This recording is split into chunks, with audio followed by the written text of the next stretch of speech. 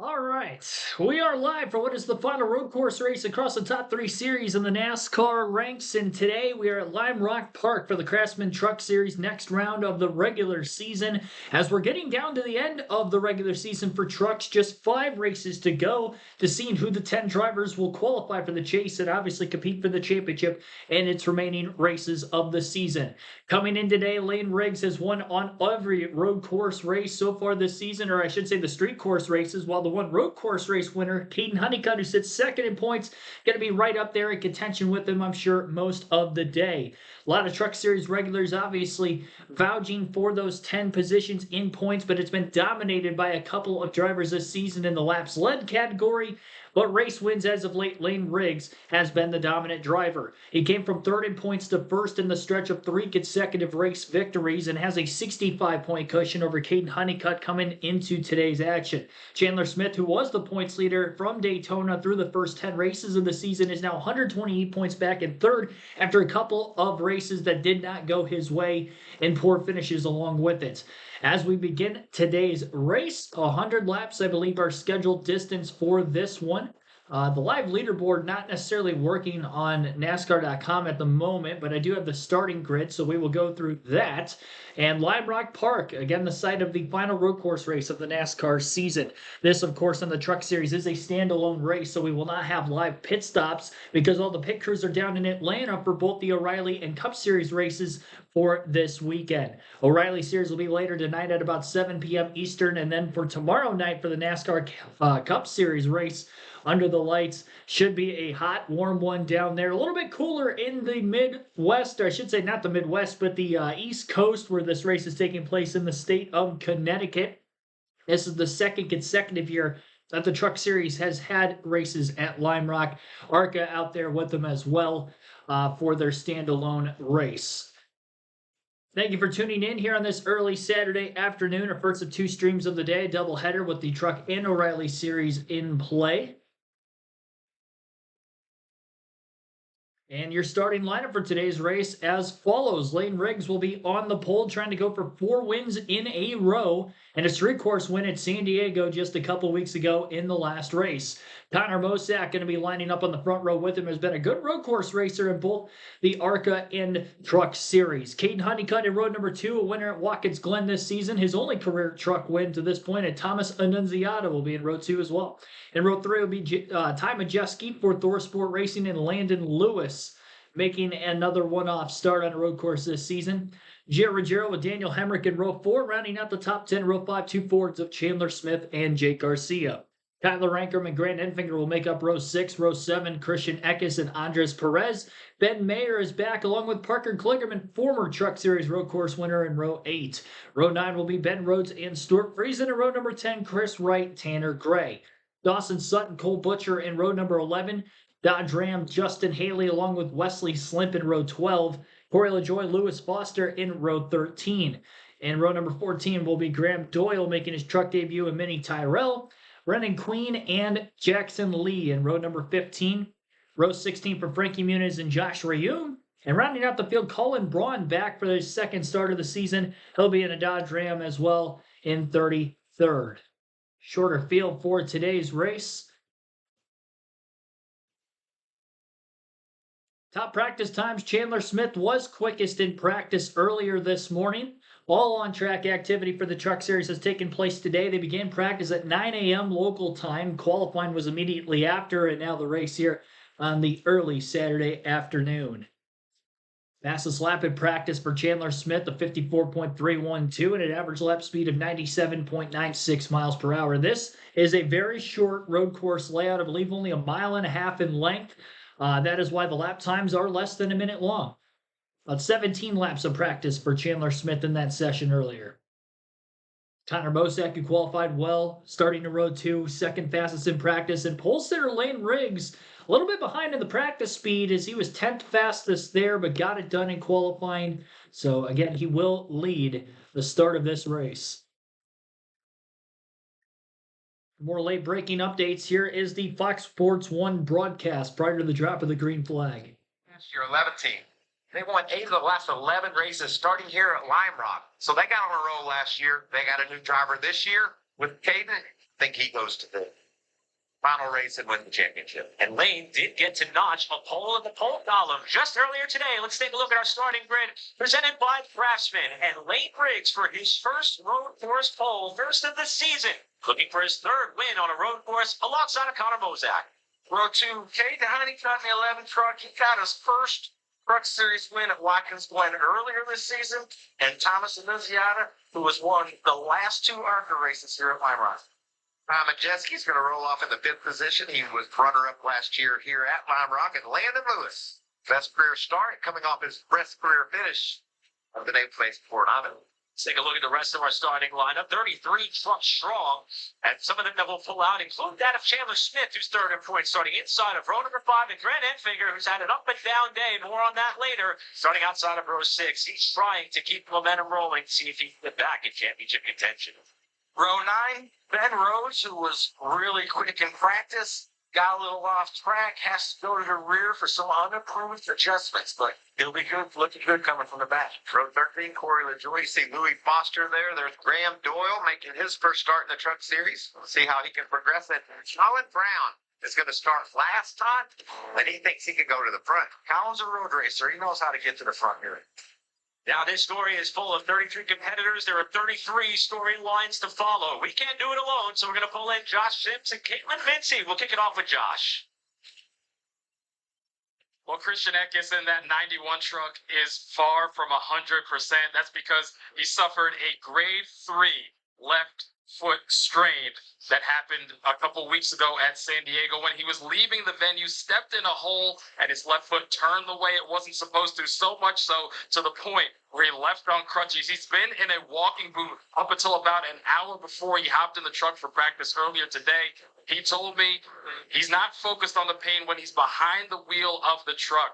Then he's focused on getting this race truck better. Told me the truck wasn't where they need to be in practice. He qualified 13th, so they have some work to do. He told me, yes, tomorrow it's going to be rough. It is a lot of pain. That foot is very unstable when I'm out and trying to walk on it. But for now, I'm focused on trying to get this truck where it needs to be to complete pro win, Caitlin. Well, Josh, keep an eye on Grant Enfinger. It has been eventful for this team right out of the gate this morning in practice. Showed a lot of signs of speed, but they had a left front shock, puncture a tire. He actually ended up going off the racetrack in turn 7. Told me right after the incident he didn't believe he had substantial damage to that truck. So he was able to qualify 12. But when I talked to him about the season as a whole, he said it's been one issue after the next, keeping us from having the finishes that we deserve. But we do have speed. So he said we have to clean up all of those issues. But he also said we also have to score points because right now this team is on the outside looking in 5 points back from the chase cut line, guys. Thank you both. Have fun down there. Let's take a look at our track description presented by Craftsman. Check it out. Track's 1.5 miles. 40-foot wide front straightaway. Narrows down tremendously from there. I think Mike Joy might have a little info on how narrow it gets.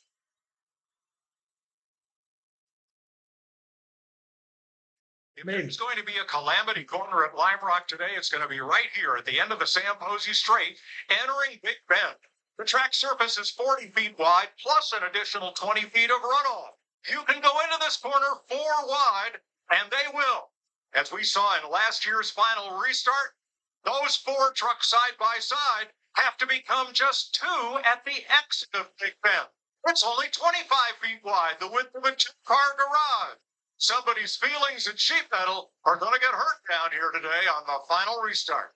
I think that pretty much sums it up, Todd. Feelings and sheet metal are going to be hurt. Don, let's take a look at our race analysis for today. Yeah, stage 1 and 2, pretty simple, 30 laps straight up. Final stage 40, a little bit longer. But today, we will have controlled pit stops so you will not lose or gain positions on pit road.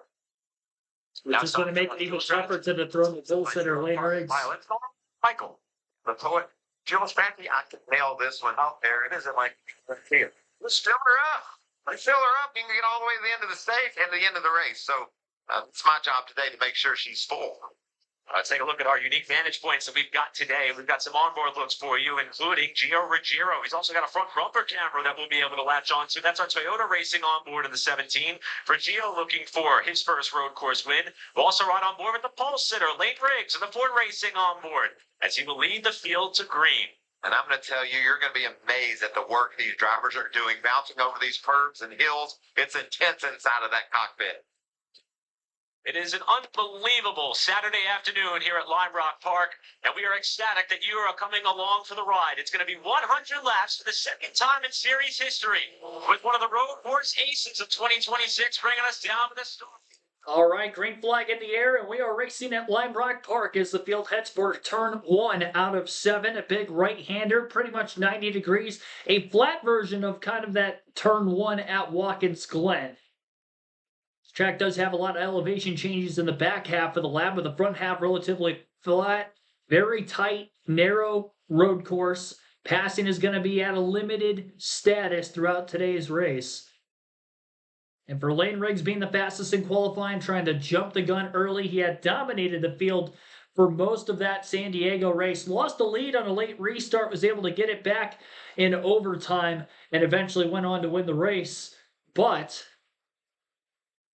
in doing so, he was making the race look easy along the way to that final restart. Had multiple leads of over 5 seconds in the first couple of stages, and here today trying to do more of the same, and with no live pit stops and the only 2 pit stops taking place during the stage breaks, there will be no changing of position. I think that's going to be a lot easier for Lane Riggs to hold on. Corey Heim, who started on pole in this race last season, actually started on pole 1, and that was all by way of leading all but 1 lap. The only lap that he did not lead was coming to the green flag on a restart, where Lane Riggs, believe it or not, was the driver who ended up besting him at the start-finish line. Heim was able to complete the pass in turn 1. So he practically did lead every lap of the race, just coming to the restart with the double file restarts. And, of course, the restart zone just before entering turn 7, kind of spacing the field out a little bit more. Heim was able to get a jump, not get the jump on Riggs on that 1 restart, but that was it. I'm not in the field today, so we'll see what Lane Riggs will be able to do. Thomas Annunziata, driver the 1, a good opportunity for him at Tricon Garage, already qualified up in the top 5. Seen him run several races on road courses for Spire Motorsports in recent years, but oddly enough, Parker Kligerman will be in the 77 today, where we usually see Annunziata in road races in the truck series. Kligerman usually driving the 75 truck, but not this weekend. That team stayed home, and Kligerman getting an opportunity with Spire. Good equipment there.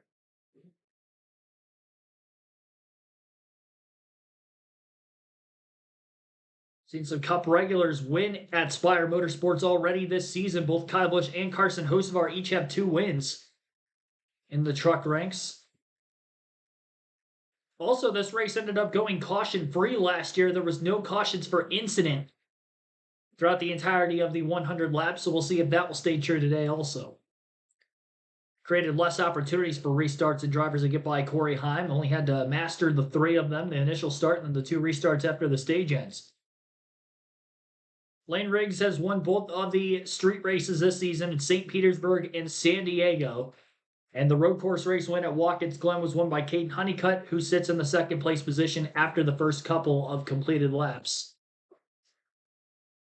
Again, if you're just tuning in right now, I apologize that the raw feed is not up and running at the moment on NASCAR.com. So I keep trying to log out of the website, log back in, constantly refreshing the page. As soon as that becomes available, obviously it'll be on the screen. There you see it's blank right now. And I've got the raw feed up, but there's no lap counter, so there are some technical glitches there. I'll keep you updated as to, of course, what lap we are running. Already a fast pace to the start of this one. 100 laps on a road course, especially in the truck series, you would think that's a lot of laps, that's a long race, but with lap times of less than a minute, this is not going to be very long at all. 5 laps complete out of 30 in stage 1. Lane Riggs has led them all so far, and he's already managing about a 2nd lead over Caden Honeycutt, though Caden is keeping him honest. Doesn't want Riggs to get out and away to that 5+ second lead like he was able to do multiple times in the last race at San Diego.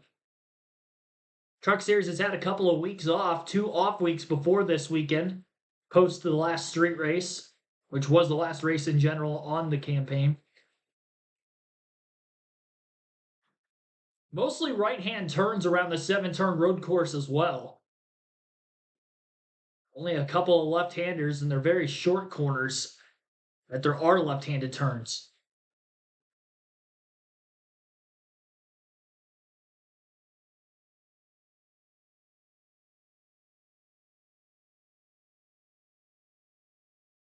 Last time by at the start-finish line, about a 9/10 of a second difference between Lane Riggs and Caden Honeycutt. Connor Mosack is 1.8 seconds off the lead in third. Thomas Annunziata 3.1 seconds back in fourth. And Landon Lewis at roughly 3.8 seconds off the lead, rounding out the top 5 in fifth. East Motorsports nearly getting their first win of the season at San Diego in that overtime restart.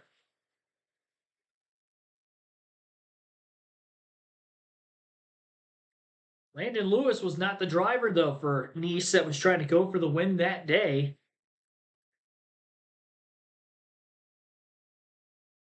But he did have a top 10 performance. And qualifying as well as he has here this afternoon. Should say earlier this morning, now in the afternoon for the race side of things. Settling in. Haven't noticed any change for position, at least up in the top 5 yet.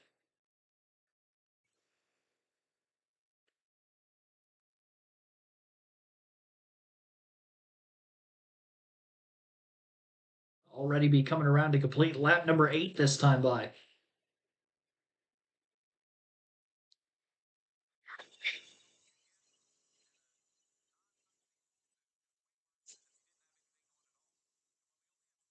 To build a trend off of. Last year's race only had 3 cautions, 2 of which coincided with the stage breaks. The other was for a stalled truck.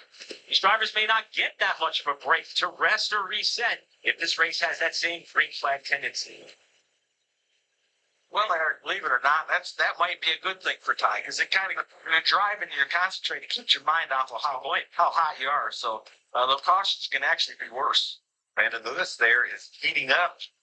Thomas Annunziata for that 4th position. Thomas won the ARCA race yesterday, was very optimistic about how he would do in this truck race, and was fast in practice and qualifying. Looks like maybe right now, though, that 45 truck is a little faster. I talked to Landon Lewis earlier in the week, and he was mentioning how he loves the opportunity to work out of this new stable. He's still full-time for KHI Racing. Not only is he a driver there, also a mentor as well.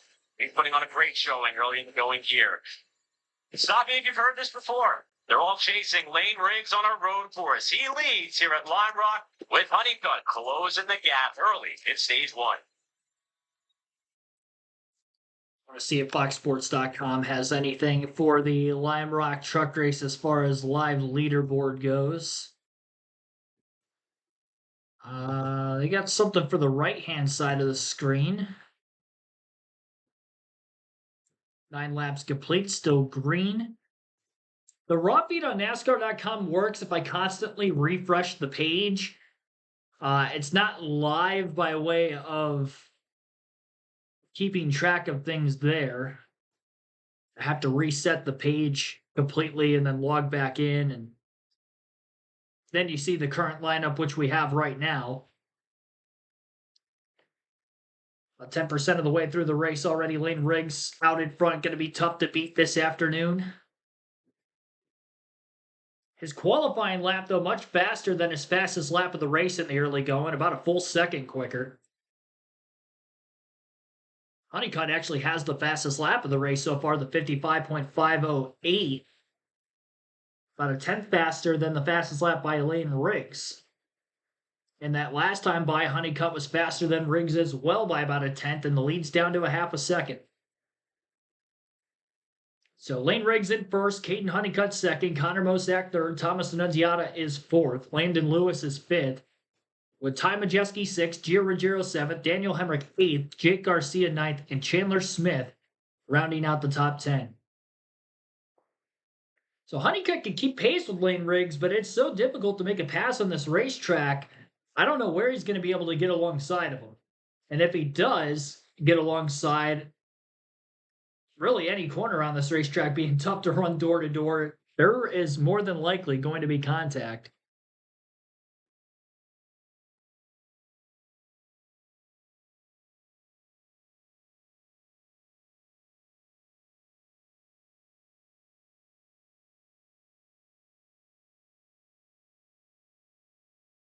You vote for who you think is going to win the race in the chat poll, which was open just before the start of the stream. Got 20 early votes there. Lane Riggs, the most popular of the picks to win, at 40%. Honeycutt at 25% of the votes. Chandler Smith only 10%, and 25% also for somebody other than Riggs, Honeycutt, or Smith.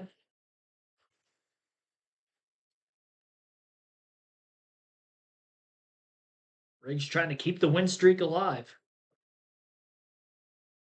Second consecutive year, they've been able to race this racetrack with Truck Series presence. You're watching a couple of drivers out of the Ram stable, both of which on the outside looking in of the chase standings right now, battling for position a little bit further back in the field. That's Minnie Tyrell in the 14, Justin Haley in the 16. And between Chris Wright and Haley, it's the third yellow Ram truck in the field of Colin Brown. These two will try to continue to work their way further forward as far as another driver who has started to work his way further forward. Landon Lewis in the number 45 got around Thomas and Annunziata. For more on Landon, here's Caitlin. Yeah, Eric had a chance to talk to Landon about the success he's been having on road courses, top 6 at both St. Pete and San Diego. He said, it's crazy. I didn't really think I'd be in contention much on those style tracks, but he attributes his dirt racing background to helping him find an edge and search around the different grooves to find an advantage. He also told me one of his mentors is Ron Hornaday. His sports grades has been helping him out and coaching him through these different racetracks. And I spoke with Ron, and he said, I get more nervous watching Landon than I do racing myself. But he said it's proud moments for Ron, helping this young racer find his way. And right now, Ron is actually spotting for the 45 for this race. Nice. Thanks, Caitlin. And Landon himself is a bit of a mentor as he has been working very closely with Keelan Harvick. They went testing just this past Thursday to get Keelan prepared for a race last night at Wake County Speedway. There's so much that goes into being a race car driver in NASCAR, Todd. You know, you need folks like Ron Hornaday who's been there, done that, seen it. Kevin Harvick, Keelan, all those are part of Landon Lewis's team that helps them be prepped and ready to go racing. Yeah, you know, that having Ron around definitely helps, no doubt about it. But you got to give props to Landon and the work that he's put in. And absolutely, just the raw talent that the kid had. He's just this really good racer. And Ron has helped develop what he has even further. So it's a good combination. Look at this battle for the lead. Honeycutt is there. They lapped around Josh Rayoon, down into Big Bend, now into the left-hander. And you know what they named the turn right after that, Todd? It's the right-hander. They put them back to back. Just so they don't get confused. Yeah, let's keep this straight, right? As far as this battle for the lead tightening up, for more on the 11, here's John. Well, guys, you remember how lights out that 11 truck was right here at Lime Rock last year, just with a different driver. It was Corey Hunt, defending Truck Series champion. Well, Caden Honeycutt, he was in a different truck last year. Felt like he was pretty good, but there were some areas he could pick up on and learn. His crew chief, Scott Zipadelli, was very instrumental in pointing out areas he could be better in the sim this week. He took notes on it, went to work on it, and feels much better after the practice session about what he's doing here at Lime Rock, and he's putting the pressure on Lane Riggs right now. Just came over the radio, told the team it drives pretty good. I need a little more drive off, but otherwise he is in the ballpark and putting the heat on that 44 truck, guys. Yeah, Lane Riggs and Caden Honeycutt really pacing the field right now. They've got over a 3-second advantage ahead of Connor Mosack at third. Landon Lewis, during the last commercial break, was able to make a pass for fourth over Thomas Annunziata on the racetrack, so there was a change of position there. Also, most of the top 10, though, still stays the same. Stage points still awarded the same, just as they would any other points race. 10 points for first, all the way down to 1 point for 10th, and 1 point per position in between there. Despite the fact that there are no live pit stops, again, at the end of stage 1 and stage 2 will be kind of like a red flag, an open red flag situation. Cars will come in, you can pit. There will be about a 5-minute window or so to try to make changes to the race truck, on top of course, changing your tires, fuel in the cars, so forth. But there will be no change of position. So you have to get it done in qualifying earlier today, as the field has done so far. And a lot of the front runners you're going to see for this race are the ones that qualified up there. And like right now, Lane Riggs, Caden Honeycutt pacing the field. And we'll see if anybody else will maybe challenge them later, as adjustments will be made during those couple of pit stops. 30 laps in the first 2 stages. Final stage, 40 laps in length for today. 16 laps complete out of 30.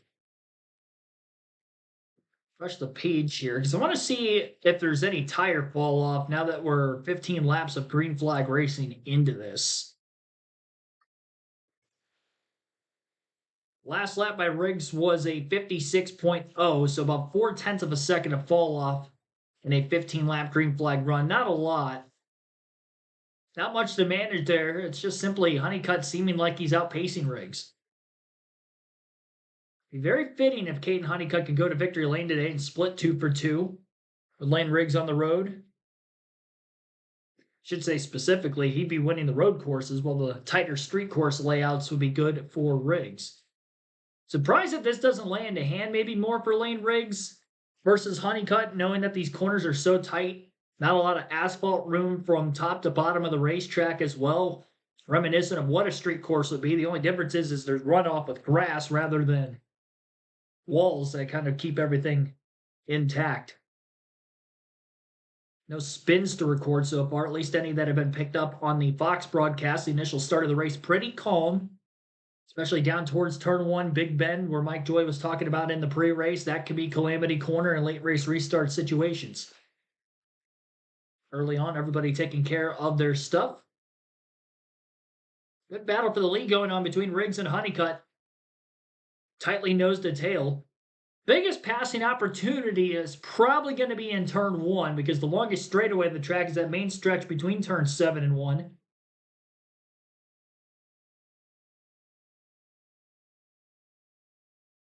Another high braking zone into another 90-degree corner on the racetrack, which will be headed for around turn 5.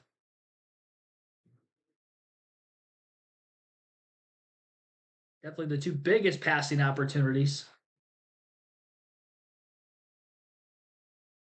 Not only making a pass would be tough for Caden Honeycutt, but especially making it clean.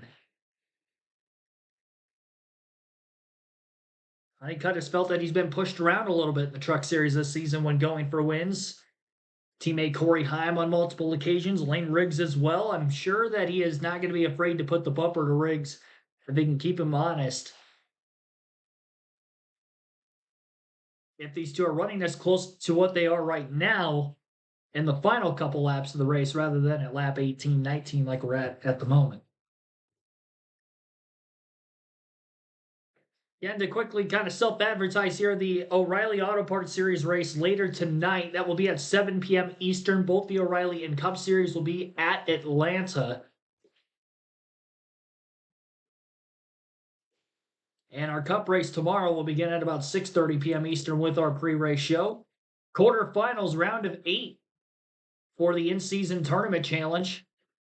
We'll go over the bracket matchups, do a little NASCAR trivia, and of course go through the starting lineup and point standings for that one.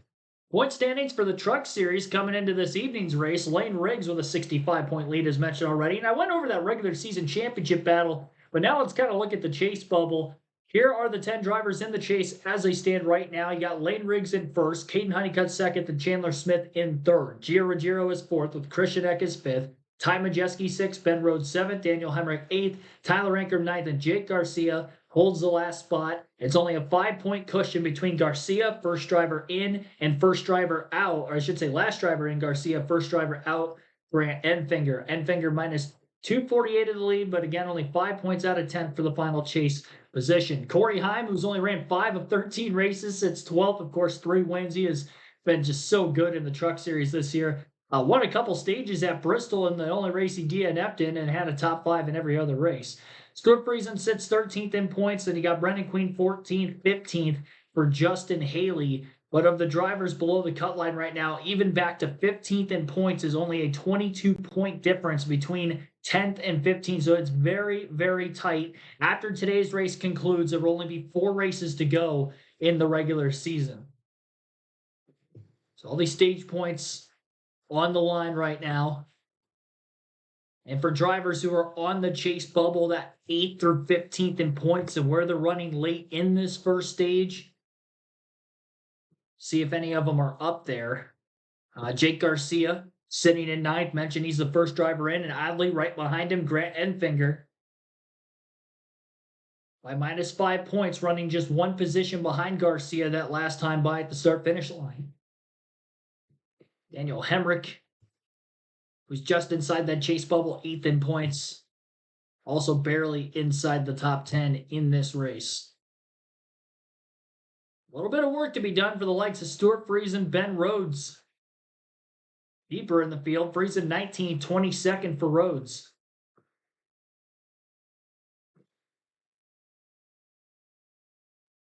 Nice crowd on hand for the standalone Truck Series race.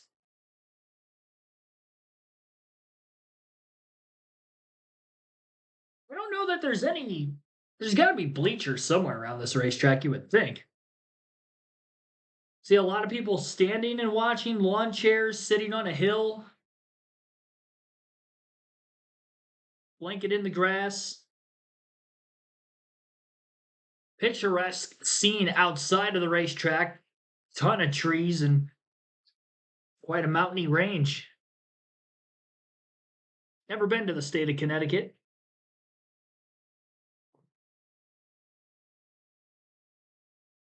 Big event for him this weekend, though, the nationally televised NASCAR sanctioned race.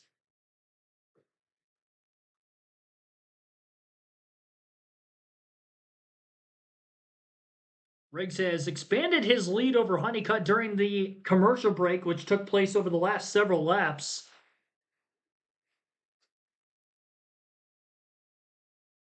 Got just over a 1 second advantage. Honeycutt was really running him down as Riggs was starting to get into lap traffic. Has since pulled away just a bit.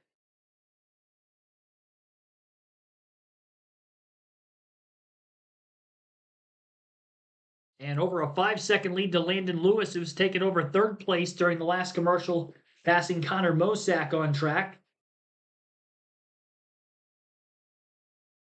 The last lap, Landon Lewis, was a little bit slower than Honeycutt and Riggs still. So while he has gotten to 3rd place, he is not quite pacing where the leaders are at.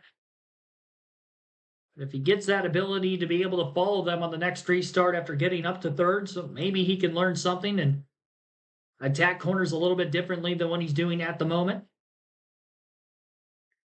Showing a highlight on Lewis Foster. Of course, Foster in the IndyCar series. Having a one-off truck start this weekend in Lime Rock. Not a ton of road course ringers in this race, and we're far from a full field of only 33 trucks, full field 36.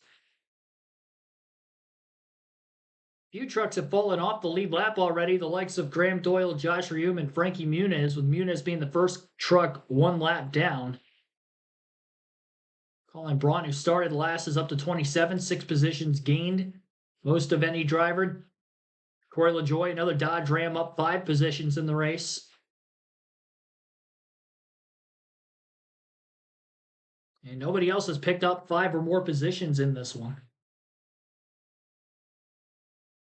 Restart's definitely the best opportunity to make passes around this tight course, but even then, tough to maneuver. We're going to see some off-roading at some point in a late race restart, whether that's turn 1 or other areas of the racetrack while the field's going to be bunched up.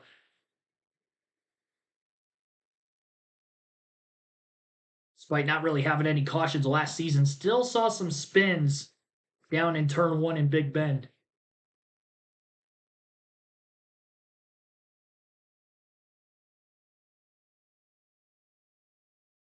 Four laps to go in stage 1. Honeycutt consistently losing time to Riggs. Riggs has been besting him by about 2 to 3 tenths of a second each lap the last few times by. Foster's actually outpacing Caden Honeycutt now, but not quite outpacing Lane Riggs. There's a lot more tire fall off when we were in San Diego, and that was really where Lane Riggs was starting to put a beating on the field. Trucks would stick with him for about 5 laps, and then after that, he was just able to manage his tires much better than everybody else while still running a very high pace. Talked about trucks possibly going off track. Wesley Slip in the 62 went off the race course down in turn 1. Locked up the tires, completely missed the corner. He's now last on the lead lap.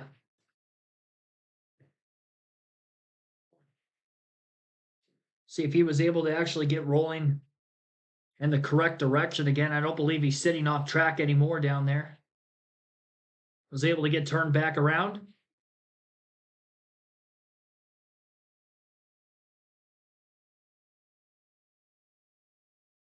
And Slip has actually fallen a lap down in 32nd place by the time he got corrected again. So, tough break for him. Not sure where he was running on the leaderboard, but he was definitely outside of the top 10 before that slide.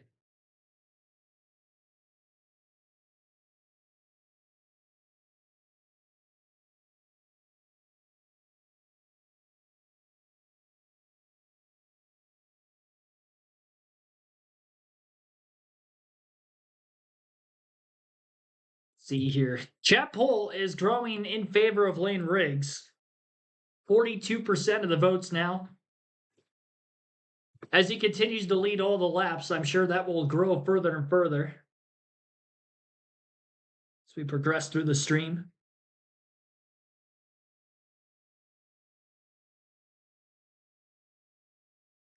John Dram really struggling in this race today. None of their 5 trucks inside the top 20. Obviously, first season back in the sport, they've been going through some growing pains, but a little bit of a positive, steady direction for a couple of their full-time drivers of Justin Haley and Brendan Butterbean Queen, the rookie. As I said, just outside of that chase cut line coming into the day, within those 22 points of 10th place Jake Garcia, but a poor run today while you got the likes of Enfinger and Garcia up in the top 10. It's going to make things a little bit tough on them. 2 laps to go on the stage. I was going to say pit road is closed, but no short pitting going on with no live pit stops anyway. And this race course being lap times of less than a minute, it'd be very difficult to pit, make a 4-tire stop down this longer pit road, and get back out onto the racing surface before the leaders come back around to lap you, especially if you're 10 plus seconds out of the lead, which is pretty much everybody outside the top 5 right now.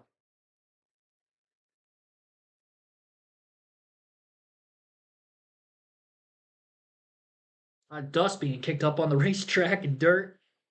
Outside of turn 7, a lot of drivers getting their left side tires outside of that curbing. Visibility problems, perhaps. NASCAR definitely going to sweep the track off in that area as we are about to get to our first caution. We're on the final lap of stage 1. Lane Riggs has about 4 more corners to go to get to the first green, white, checkered flag of the day. Landon Lewis has started to run him down a bit in lap traffic, got to within 4.5 seconds of the lead. Mentioned already, he was outpacing Caden Honeycutt once Honeycutt was losing pace to Riggs. So maybe we haven't really seen the biggest fight to Lane yet in today's race. And we'll see if he can stay ahead of the curve, stay ahead of other drivers when it comes to adjustments, and keep this truck being the fastest one on track. Picking up from where he left off, winning the last 3 races, Lane Riggs is going to win stage 1 here today at Lime Rock Park. Caden Honeycutt in second with Landon Lewis third, Connor Mosak fourth, and Thomas Annunziata rounding out the top 5 and 5th. Ty Majeski 6th, Gio Ruggiero in 7th, Daniel Hemrick 8th, Grant Enfinger 9th, and Andres Perez rounds out the top 10. So Jake Garcia, who had one of the final spots late in the stage, actually fell out of the top 10. Lost a couple positions, so Grant Enfinger gets 2 points to Garcia's 0 and cuts the deficit down to 3 points entering stage 2 today for that final transfer spot into the chase. Garcia actually ended up 17th, losing 7 positions in the stage late. So I don't know what happened to Garcia. Maybe he ended up off-road and had to regather his truck, because that's a lot of positions to lose in just a couple laps. The Fox broadcast didn't show anything in particular there, but notice he lost a ton of positions. Yes, definitely be sure to hit the like button, subscribe for more NASCAR content. Again, we'll be live a couple more times yet this weekend, including one more later tonight. Shout outs to those of you watching the stream right now. We got Bond 1771, Regine Huddleston, Dean Tate, Pete Creamer. Dad, thanks for tuning in. James Parker, scrolling back, he was here early in the stream. Steve J, Joe Rochester, Connor Burke. Thanks for watching, everybody. So as we've reached the end of stage one, we'll take our first break. You're listening live, and our first pit stops will be coming up shortly.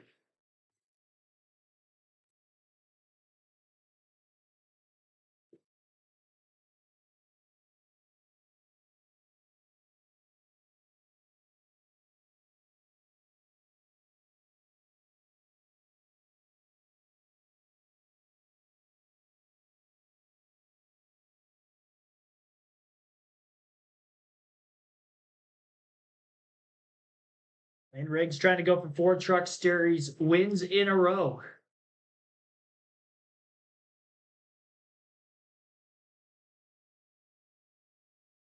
I will say, though, Corey Heim not being in the field for those races for the Truck Series, that might be the biggest test for Lane Riggs.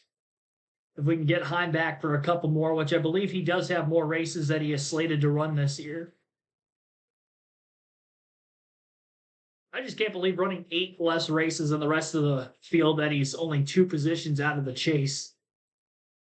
Not eligible to be running for the chase because of not running the full season, even though the playoff format has changed. NASCAR still keeping that as a rule in place that you have to run every race. So him running part-time across the top 3 series is not eligible to make the chase in either one.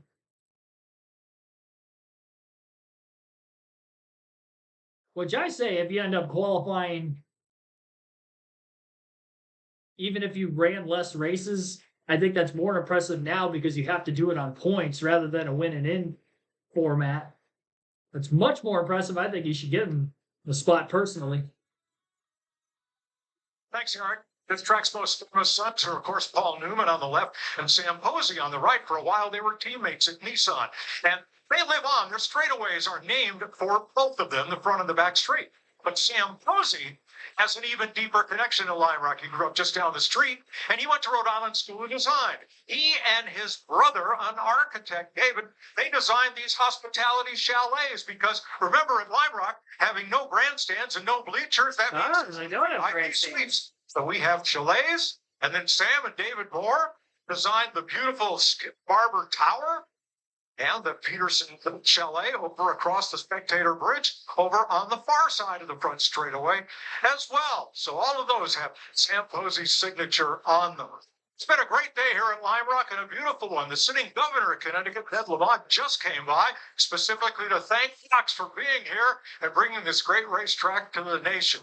All right, stage one was a little overwhelming. I think everybody is just getting their wheels and tires under them. Stage two, stage three is going to be big. Thanks, Mike. Hope you're having a blast out there. And the current track leadership, they still continue to take it one step further. We mentioned this during qualifying. Everyone with a general admission ticket to today's race got garage access for the Truck Series. They may not be able to get that anywhere else. That's huge.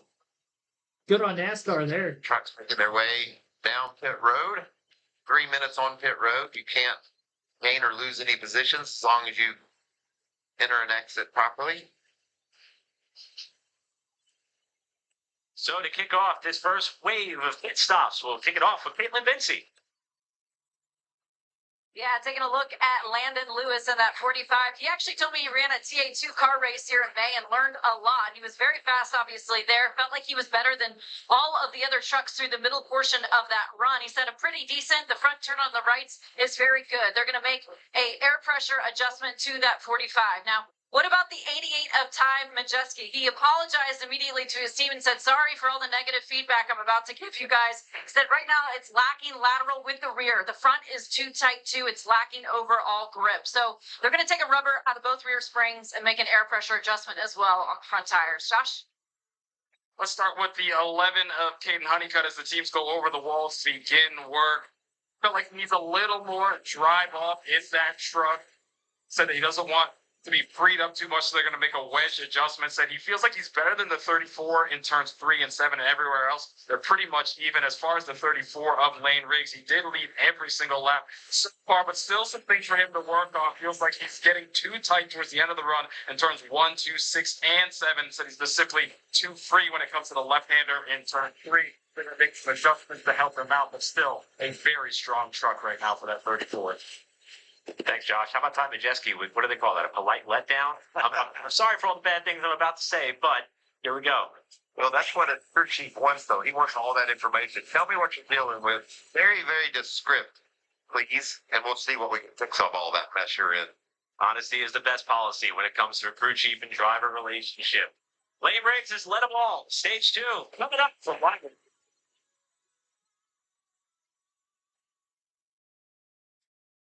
Lime Rock Park's coverage of the Craftsman Truck Series race this weekend continues on Fox Sports 1 and live right here on KRC with the full flag-to-flag commentary for today's race.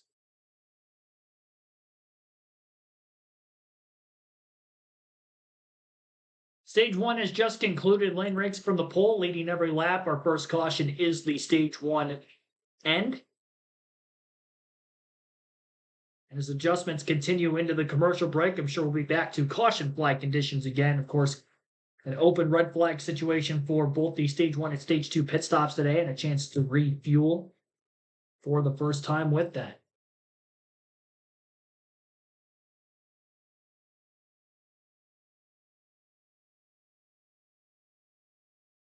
Fuel window 40 to 43 laps, so right on the cusp of being able to make it in that final stage.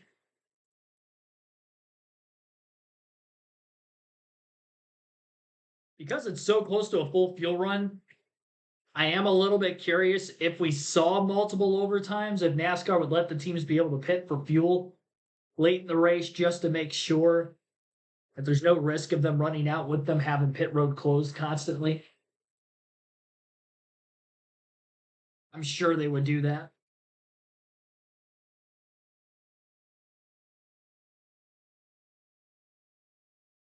That's if we go past the scheduled distance, of course.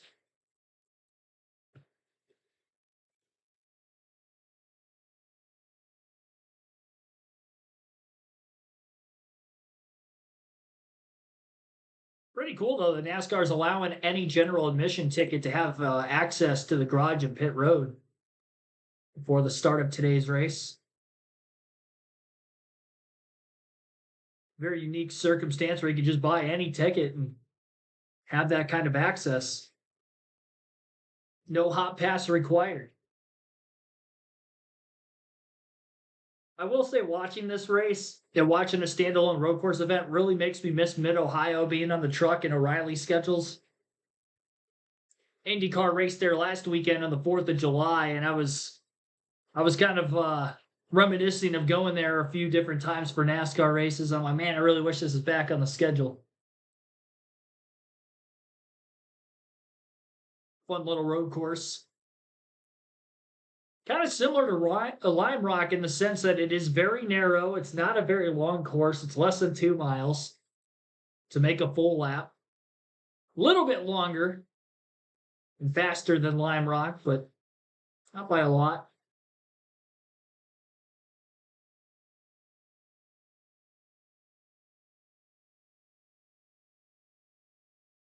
I'm sure talking about drivers in the championship may be easier than they have coming from O'Reilly. I don't, honestly. I think there's no wrong way to develop in NASCAR. I think it's more about the team you're with, the people you're with, and your development program than it is actually racing in O'Reillys or trucks or whatever it may be. But I truly think there's no right or wrong way to develop in a certain series.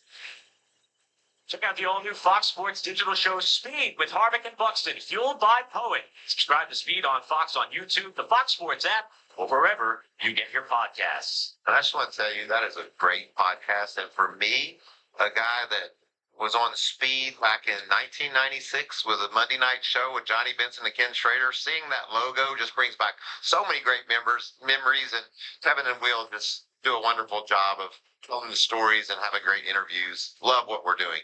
I gotta tell you, that was one of the smartest answers I've ever heard. Yes. Torrey Heim hit it right on the nose. I couldn't agree with him more. He just said it doesn't matter how you do it, it's who you do it with. Exactly. Just wrapped up our first episode of controlled stops that we're going to see in this race, a unique facet of the event here at Lime Rock on this weekend, with the teams coming down and filling up with Sunoco race fuel with zero carbon bioethanol. A couple of nuggets to take in there. We mentioned the 42. Ben Mayer was having a solid run in the top 15, and he actually came down, and they said he lost fuel pressure. And we're waiting to see here if he is either waiting for the field to catch him or if the problem happened again. And also the 76 of Louis Foster, too fast exiting pit road. How does that happen when you have a there's Mr. Maryland. Here's Caitlin. Yeah, it seemed like he started having the same issue again. He's saying right now the possible fire and there was smoke in the cockpit. Yeah, I don't think he would have stopped there unless he had an issue, and the fuel pressure, it looked like they rectified things. He got going, but then something else has happened with the truck. Well, if he smelled smoke, thought there was a fire, I'd say probably a short in the wiring for the fuel pump. Electric fuel pumps in these fuel cells now. So it's probably something along those lines. Ranked in the 2025 Car Store Pro Late Model Champion, who made his Truck Series debut last year and has proven his versatility behind the wheel of a race car in several different disciplines and platforms. We were expected to restart this time, however, with the stationary 42 truck, we're going to go around one more lap. Well, we've talked a lot about the front row, number 34. How about 38, Josh? Yeah, Chandler Smith not quite having the dominant day that Lane Riggs is having. They noticed some smoke coming from the right rear towards the end of that first stage. And then when they went to work on that truck, they noticed there was an issue with the axle seal on the right rear. His crew chief, John Leonard, told him basically there's nothing we could do about it at the moment. It's an internal issue. They're going to have to ride it the rest of the way. Chandler came over the radio and said, hey, it's going to be a long day. The team agreed. It's going to be a struggle for them the rest of the day. But what, guys, can they do with an issue like that, or they just have their bed made the rest of the day? Well, Josh, crew chief John Leonard's right. There's not a lot you can do about it. Stop and change the rear end, the cap on the over the axle. Maybe the seal's busted out there, but more than likely it's an inner seal. The fluids, if you go through these corners, the fluid will build up on one side of the rear end, and that seal is supposed to keep it from traveling down the axle, and sometimes it fails, and that's probably what's going on here. So, hopefully the rear end will have enough grease in it the rest of the way. Well, coming up next week, baseball's biggest stars are headed to Philly for the All-Star Game. Gordon Alvarez, Juan Soto, and the game's best take center stage. The Midsummer Classic unlike any other. That'll be Tuesday, 6:30 Eastern, only on Fox. It's fan happy that Juan was added to that promo graphic after some news of some late changes to the All-Star roster, so I'll take any short win I can get there. Talk about pro pit stops, and you still have to do your job. Got a report that Louis Foster was too fast exiting. So there are things that make these pit stops really important, that you stay focused and do everything in your control to not have an issue. We see how difficult. Yeah, I mean, no reason to be speeding off of pit road when you're not even racing anybody. It's literally Tracked up the end of stage you one. go in No big speed limiter. the position you were running, you keep that position when you're exit pit road, except for when you speed in the pits still. So, stage one is in the books. Lane Riggs has led all the way, but Honeycutt has kept him honest. They're going to restart along. Yeah, he was keeping him honest for the first 20 out of 30 laps in that first stage, but then as we were getting closer to the end of the stage, Lane Riggs was starting to pull away. Green flag is in the air. Stage 2 underway. Lane Riggs, Caden Honeycutt on the front row again. Honeycutt actually going to be on the outside. Lane Riggs around the bottom into Big Bend. And Riggs will be clear up out of turn 2 with the race lead. Those two right-hand corners back-to-back into the first left-hander. Honeycutt was able to close the gap, get to the back bumper of Riggs, and not in a situation where he was in danger of losing another position. Louis Foster, who had gained 2 positions after starting, actually he qualified 6th, got up to 3rd. Not Louis Foster. I had the wrong driver for the day. Landon Lewis in the 45 started 6th, got up to 3rd in stage 1. Restarted 3rd here, remains in 3rd after the restart. And we'll see if he can keep into let me repeat that, can keep into close proximity of Lane Riggs and Caden Honeycutt, not let those top two trucks pull away. Because after the first lap, he's got several truck lengths between himself and the second place truck of Honeycutt. A lot of lane changing, side-by-side battles down the main straightaway, headed back for turn one on the second lap under green in stage 2. Had 5 caution laps. Of course, one more was added after somebody had a fire and had to pull off the racetrack. That was Ben Mayer. He had stalled out on the middle of the race course under the yellow flag condition.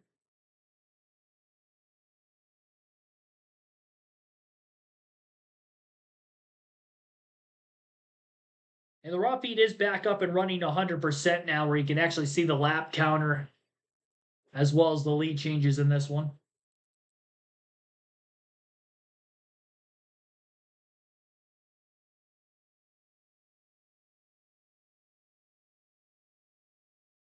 Caution laps, cautions in general, all the statistical data.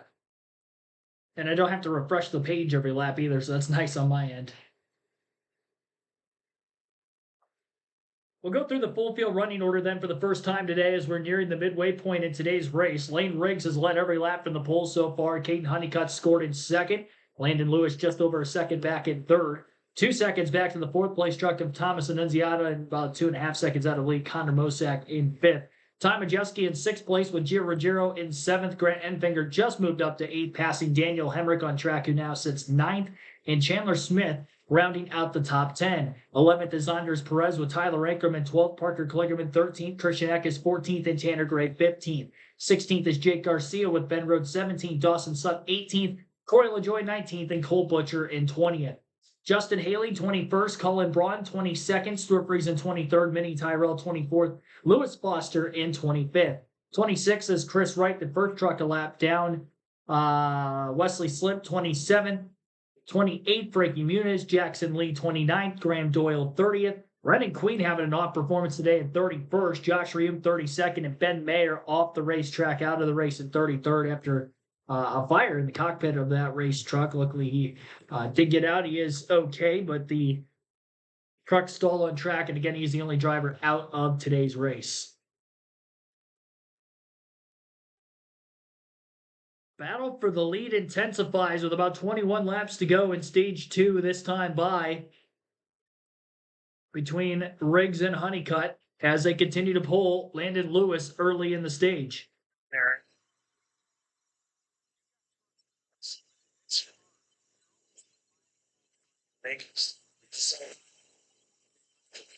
Can't make mistakes. It's got to be ready at any moment to pounce on something that Lane is not doing correctly.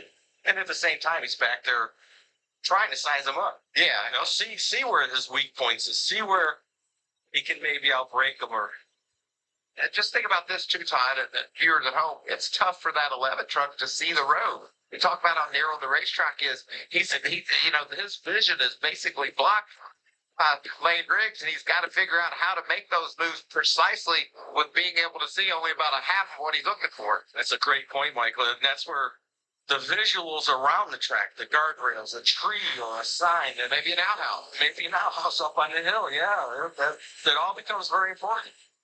This battle for the lead is too good to take our eyes off it, so we're going to step aside, but you won't miss a thing.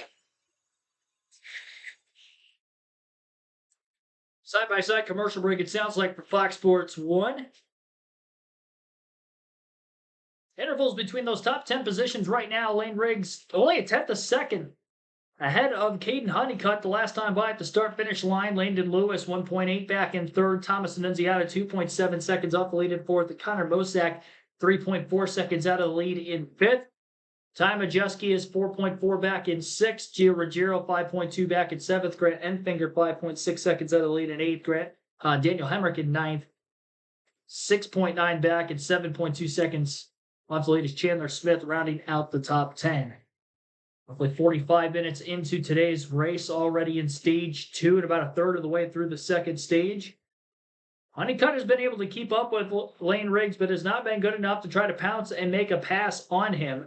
I also wonder if it's possible in the early going of the run that Honeycutt actually has a faster short run truck than Riggs. And if Honeycutt were the leader, would he maybe pull away from Lane? And then as we get into the longer run, Riggs starts to catch back up to him again, knowing Riggs had pulled away in the first stage after about 20 plus laps. Good news is for Honeycutt, with the caution laps ran at the end of stage number 1, and the additional lap, of course, with the stalling of the 42 truck of Ben Mayer on track, that Caden Honeycutt only has 24 green flag laps to work with in this stage, so he might not fall back quite as far if he does in those closing laps of stage 2.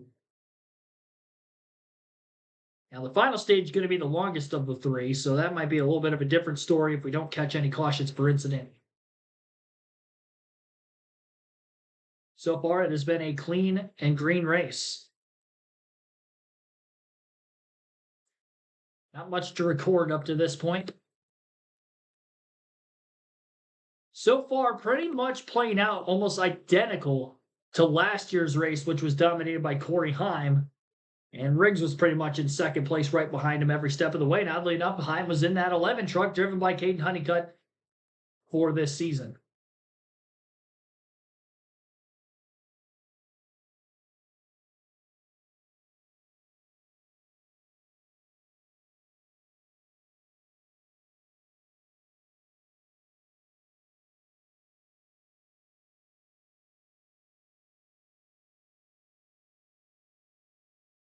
Down the track, get ready. It's a fight there.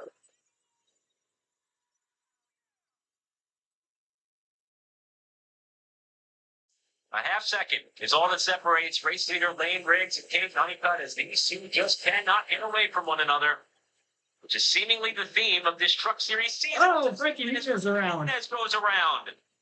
Still Ricky green. got right back on the gas and got her going. Didn't stall out. Was still green. Good job, Frank. It's off the west bend just before they go downhill, and there may have been some contact with Graham Doyle. Well, I think the end of the left front fender is a little sign that there was some contact. Oh, yeah. Is that going to be a wheel hop? Well, there you go. Dang. Lost the rear and then slammed into the back of Nunez. Makes you feel none better if you're Frankie. You know you just got spun out. They were racing for about last. That's just a tough thing to accept. Well, that's 30 is gone. The 5 truck had 2 issues in that same corner in practice, did he not? That's exactly right. That's the corner. Been a little bit of a struggle bus, but Graham Doyle is learning every lap. He'll be better when he comes back next time. Well, Todd, you talked about some of the problems that 5 truck had in practice. You mentioned similar spots as well, but it wasn't exclusive just to that one corner. This is turn 1 or 2. Right, he spread her around the track a little bit, but that was right at the start of practice, and I'm going to give him a pass on that because that other truck was inside him. But there's turn 6 right there, the first incident. Well, I think that you got to give him a lot of credit for learning and pushing the limit. That's just going to happen, and I'd rather have my driver do that than just be slow. Yeah, I want to go for it. And the caution is out, and it's a problem for Ty Majeski. Uh-oh. The driver was running up in the top 10, has gone off at Big Bend, and is all the way out by the tire pack, it appears. Majeski was running in 6th spot at the time. And with 15 to go in stage 2, the ThorSport number 88 has had a big off here. We're on board with Gio. It was weird. He got loose early. Looked like a wheel hop, like when it turned itself to the inside of the track, then got on the rumble strips, and that was all she wrote right there. And look at the tire barrier. Yeah, He got in there deep. that is all she wrote. That truck will be done. Ty talked about the good race, bad race, good race. Well, he was trying to break that string and get 2 good ones in a row, and it's not going to happen today. Good news is Ty is walking away from the scene okay after what is probably one of the most significant incidents we've seen in the 2-year history with the Truck Series at Lime Rock. The Turn 1 tire packs doing their job. Second caution of the race is out. First one for incident after this moment for Ty Majeski in Turn 1.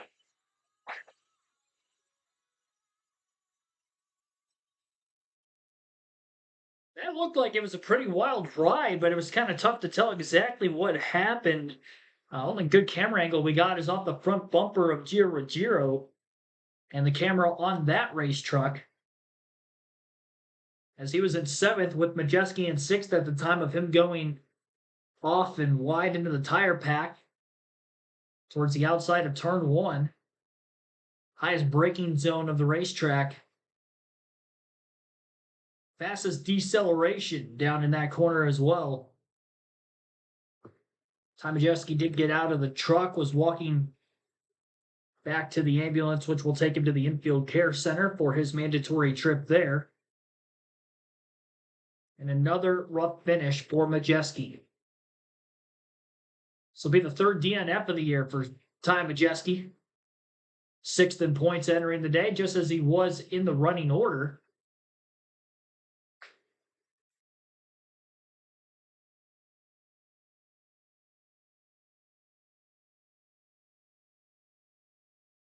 It's actually the most DNFs of anybody inside the top 10 in points, minus his teammate Jake Garcia, who is 10th in the standings to begin this one.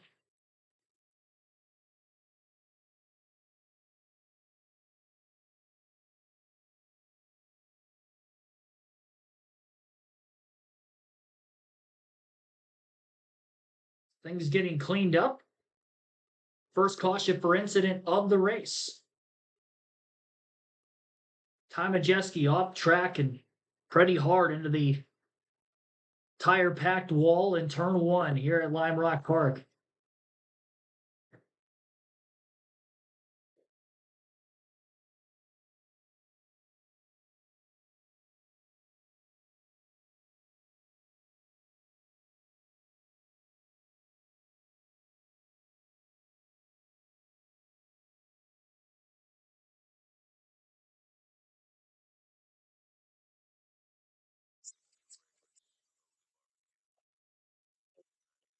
I've missed this that count just 78 years of hell, yeah. It's a guy named Dale.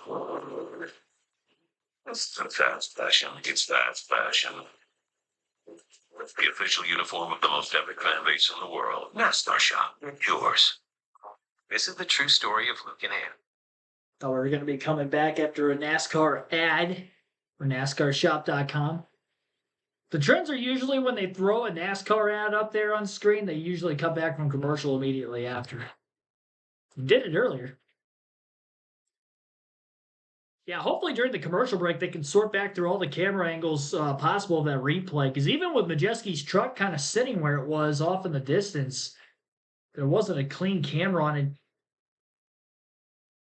to see just how deep that truck was in the tire packs. Running here back in 1970, an event that continues to be a marquee event on the calendar at Lime Rock each and every year. In fact, just this past Memorial Day, Trans Am returned. But what is a new annual tradition here at this historic facility? Back here at Lime Rock Park for the NASCAR Craftsman Truck Series, second ever stop at this facility. We are under our second caution here after the sixth place running Ty Majeski, trying to build momentum off of his fifth place effort at San Diego. Had a big off in turn number one on the approach to Big Bend. We've also documented the struggles for Chandler Smith as his problems appear to be getting worse.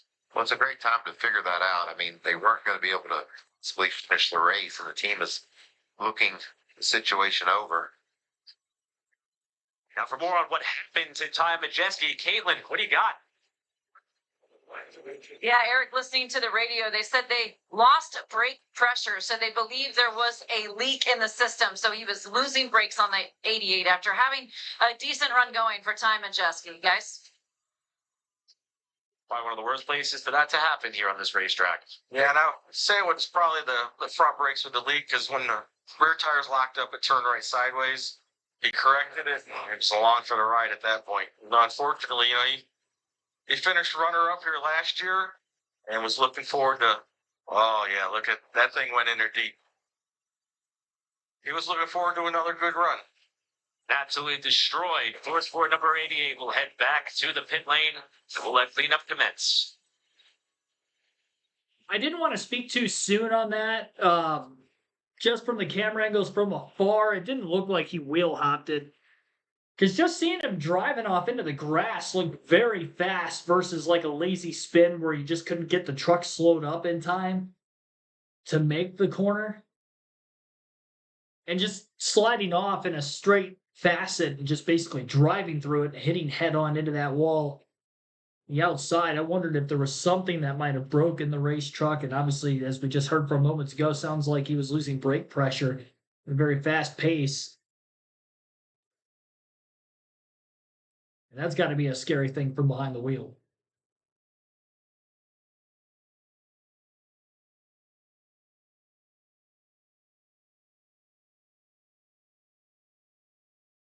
A lot of damage when they pull the 88 truck out from the tire pack. They'll have to get those back in place, and then we'll be back to racing again. Probably going to be in the ballpark of around 10 laps to go in stage 2 when we do get back under green.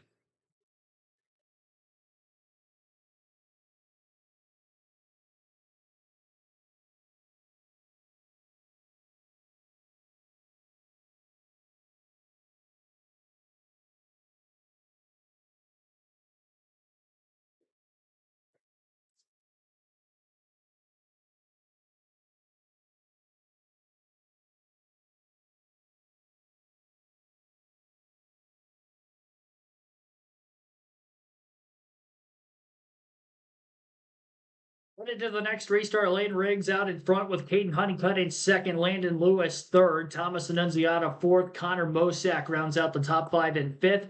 Ty Majeski, who was in sixth place, not going to be the case anymore following his crash. So let me refresh the page. It still scored him in sixth for some reason. So we got the top 5. Sixth place will be Gio Ruggiero. Seventh will be Grant Enfinger, with Daniel Hemrick 8th, Chandler Smith 9th, Andres Perez will round out the top 10, then Tyler Ankrum, Parker Kligerman 11th and 12th. Top half dozen rows.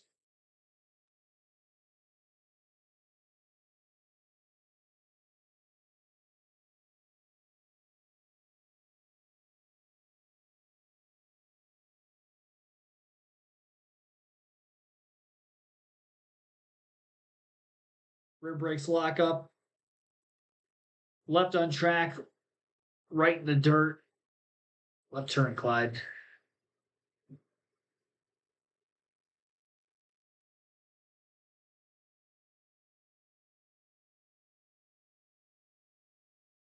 Sure, we'll hear from Ty Majeski when he exits the infield care center, assuming everything is okay there. Ty Majeski's off that excursion over at Big Bend. We'll restart this race with 10 laps to go in stage 2. Lane Riggs is led all the way from the pole. With Caden Honeycutt hot on his tail, they will make up the front row. See what we can have happen here on this restart. Honeycutt was right there on the last one. In fact, he led a lap coming back to the green.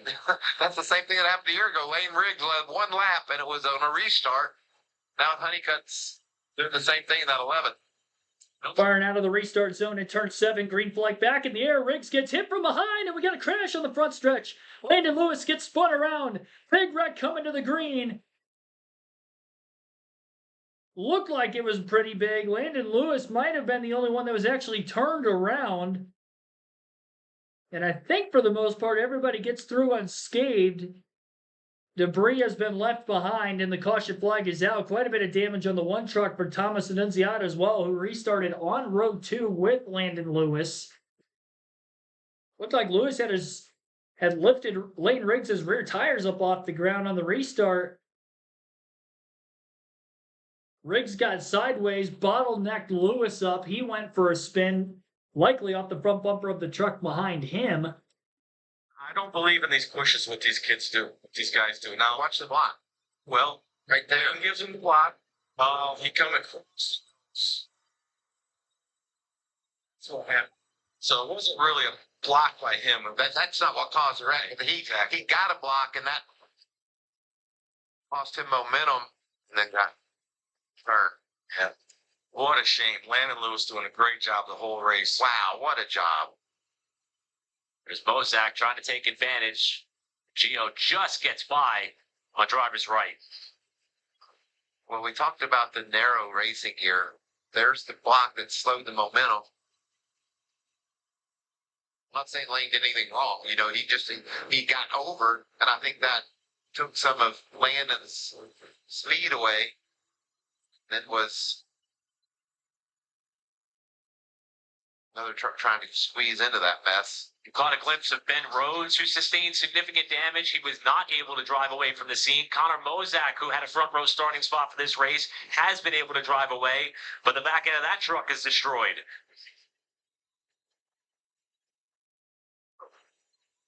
Yeah, they're not going to be able to get this one fixed. Michael, I don't think you're really laid blame on that whole thing. That's what I was thinking. The same thing, Todd. It's a tight track. It's a restart. Everybody's going for it. Right. Lane Riggs did exactly what he had to do. He saw the big run that Landon had. I just feel like that. We need to look at it some more to see if we can figure out what happened when Landon received the block. How it went wrong from there. Yeah, Landon pulled to the right to make the pass. Lane blocked him, so Landon came back and Mozak was in the hole. Mozak already filled the hole in. Right there.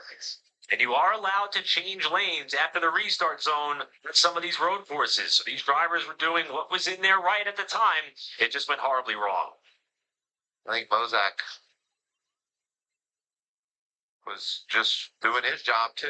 He said, and then Landon just by the ever so slightest of margins after receiving the block, just made a move to the middle of the racetrack. Then it went wrong.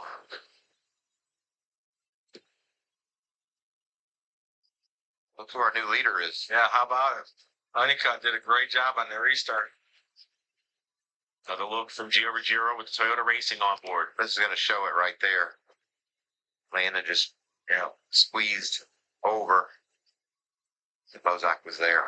Fortunate for Gio to not get hit in the left rear and making now two trucks that would have been broadside with the pack oncoming.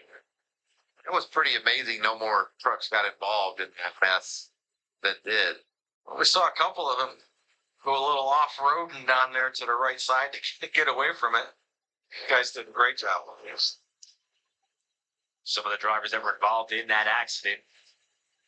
Ben Rhodes was unable to drive away. We also saw Andres Perez go off-roading. Curious of how the front end of that 44 looks after they gave just about everyone in the pit lane a bit of a dirt shower. Trying to do some lawn care maintenance down that front straightaway. Well, just prior to this incident, we saw a pretty scary ride for Ty Majeski. Happy to say he is standing by with Josh Sims. Yeah, Ty Majeski's been released from the care center out of the race early, unfortunately, with that brake issue. Did you have any indication of what was about to happen? No, I had a pretty solid pedal, and even initially I had a solid pedal. And then once I got to a certain pressure, the brakes just kind of bled out. I don't know if we were pushing fluid with a crack in the line or a fitting somewhere, but I tried to let off the brakes and get it back. And again, I had it to that certain point, and then it just bled out, and obviously not enough to just slow the truck down. I had a solid truck today. One that could have contended inside the top 5. I don't know that we had winning pace, but it would have been a good day for our Menards Ford F-150. And just a shame that it ended this way. Thanks, Ty. Yeah, unfortunately, the unique box score of his season after the solid run at San Diego last time out is going to go back down with this terrible wreck. And there's a lot of work for that Thor Sport team to accomplish just to get this thing in the hauler to go back. Yeah, that season's finishing positions part of his year is just amazing, and it happened again, just straight up and straight down. Topsy-turvy, to say the least. But as we just passed halfway, still 7 laps to go in this race. 2 cautions for cause today as we're just past halfway after only one last year. A big pileup on the restart with Caden Honeycutt, the new leader. Yeah, already just as many cautions, and we haven't reached the end of stage 2, which is a guaranteed yellow yet. After back-to-back cautions here at Lime Rock Park, Caden Honeycutt was able to get the jump on Lane Riggs to get to the lead after that contact with the block by Riggs and the back across, putting Landon Lewis in a bad spot there, and Lewis ends up on the wrecker. Riggs does drive off. He is in the second place position, though, and again, did lose the lead to Honeycutt. So first lap's led of the day now for Caden under caution. Riggs has led every green flag lap so far after winning stage 1. After those two running P1, P2 with 11 in front, 34 in second. Grant Enfinger missing that incident was able to get all the way up to third now. Gio Ruggiero sits in fourth, Daniel Hemrick fifth, and Andres Perez will be the front few rows to the next restart. We should get everything cleaned up and ready to go for another restart before the end of stage 2 yet. So our chat poll will remain open for who you think is going to win today's race. You can vote, and you have until the end of stage 2 to do so. Drug out a little bit longer with a couple of cautions now in the back half of stage 2. First couple lead changes of the race between Riggs and Honeycutt happening through the restart zone. Riggs has led for the first 48 laps up until Honeycutt was able to lead every lap since. It's scoring 3 lead changes, but that's really the only one so far, with pit road being closed for live pit stops, showing a couple more during the caution period that didn't actually happen.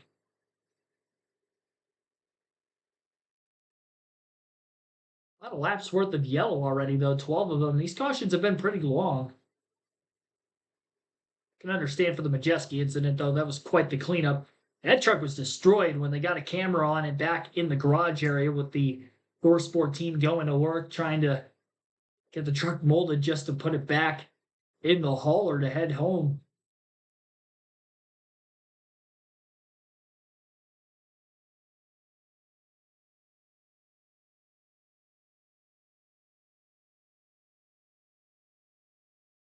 What time is O'Reilly this weekend? It's at 7 o'clock tonight. 7 p.m. Eastern tonight. We'll be live for the Cup race at 6:30 p.m. Eastern tomorrow. Very similar start times, roughly 7 p.m. Eastern for both races, Saturday and Sunday night in Hotlanta. Wins today. PM Eastern on Fox. We know that Louis Foster is going to have his eyes peeled on that match with England. We have another unique world story tying into the driver of Denise Motorsports 44. Caitlin, what was Andres up to? Yeah, that would be Andres Perez. He told me during that interim break following the San Diego race, he actually went back home to Mexico to be with his family and went to the World Cup game of Mexico versus Ecuador, which Mexico, of course, won that. And he said the energy after they won was just such a prideful moment for his family, for their whole country. So he says, obviously, soccer is huge over in Mexico, but some people maybe forgot that actually that's where he is from, and he moved away from there when he was just 17 years old, living in the United States by himself. His whole family still lives there. So he said it was pretty challenging actually coming here, trying to learn our culture, learn our language. But he did grow up in Mexico City doing this style racing, and that is showing up today. He's currently in the 6th position, guys. Thanks, Caitlin. And he just got through some of the carnage that took place. In fact, you can still see all the blades of grass embedded just above the front splitter of that truck. I think hoping to make it to the end of this stage before they can scrub that off in what's going to be a short run to wrap up stage 2. Had some interesting developments on pit road here. Got a little strategy going on here. Gio Ruggiero, they say that they can run from here to the end on fuel. They can. But are those 4 Goodyear tires going to run all the way to the end of the race? That's a big gamble, I think. And with the fall off that we've seen, You had several trucks come to pit road, maybe thinking about this strategy. If I'm Gio, I run half throttle from now to the end of the stage. I don't put any wear on my tires so I can save them and then stay out and see what happens. This is if that's indeed the play here, that's an interesting call. It could make you look brilliant when the day ends. well, the good news for Gio is we're still under caution. They keep running these caution laps. Better for him, for sure. And I think there's more that are starting to think the same. Christian Eckes is just coming off the pit lane. We also saw the 5 of Grant Doyle down. However, he's still 1 lap down. So I'm wondering if Eckes decided, hey, this may be something we can make work. Let's try it too. think it's interesting, and you never know what these guys Because it's so tough to pass the leaders here. plans that we didn't. And think. nobody is in the ballpark on The speed to rigs and timely caution. And Force them figure to have that to make a out. pass on you. We could get to pit road. Get enough trucks to pit. They're going to be going pretty deep in traffic to start the final stage, and that is going to really jockey the line here. So it's going to be tight. But the crew chiefs I talked to were saying the window was around 50 to 52 laps. But when you have cautions, it gets much better mileage, obviously. And also Connor Mozak, who did stay on the lead lap despite the team having to repair all that damage, and the 45 of Landon Lewis, they also are on this strategy. However, Mozak and company appear they got more work to do on that left rear. Yeah, they're still smoking. That truck's going to suffer with some downforce there. Looks like maybe still a tire up there as well. So, more twists and turns here at the twisting and turning at Lime Rock Park. Be fun to watch. So we didn't get a chance to see this split strategy last year because both of the stages essentially ran caution free. The caution that ended up ending stage 2 was due to an oil down on the racetrack, but it ended up being the stage break anyway. So we're going to see something here in about 3 laps after we close out this stage that's going to be new for Lime Rock and the trucks. And it's really going to throw a wrench into how this race finishes.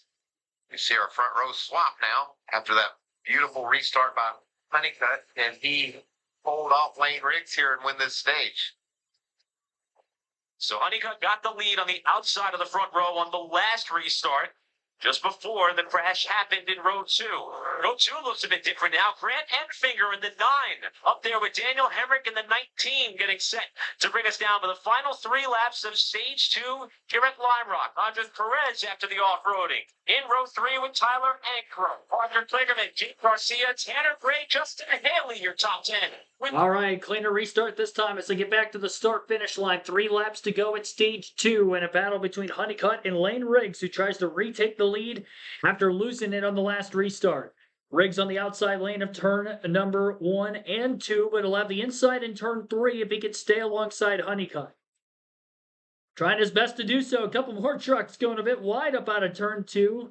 Trying to get back on course, a little squirrely, but staying on course enough. Riggs out of turn 3. Not going to be able to get the lead from Honeycutt.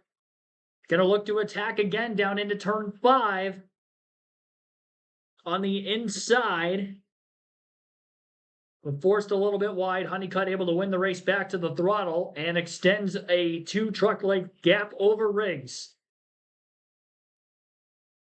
Working their way into turn 7 now. Final corner on the racetrack, and then we'll have 2 laps to go for the stage 2 win.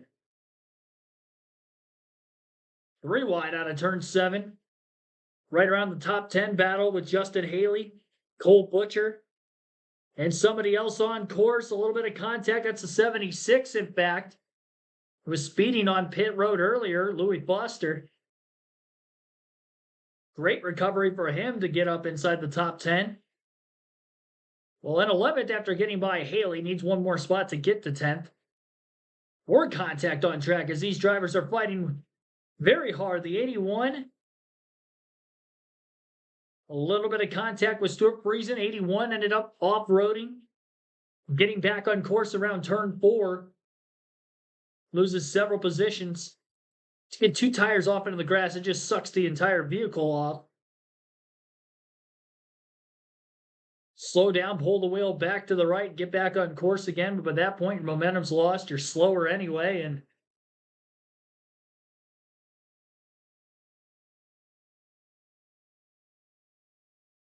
because of being out in the grass, tires probably needed a bit of cleaning off.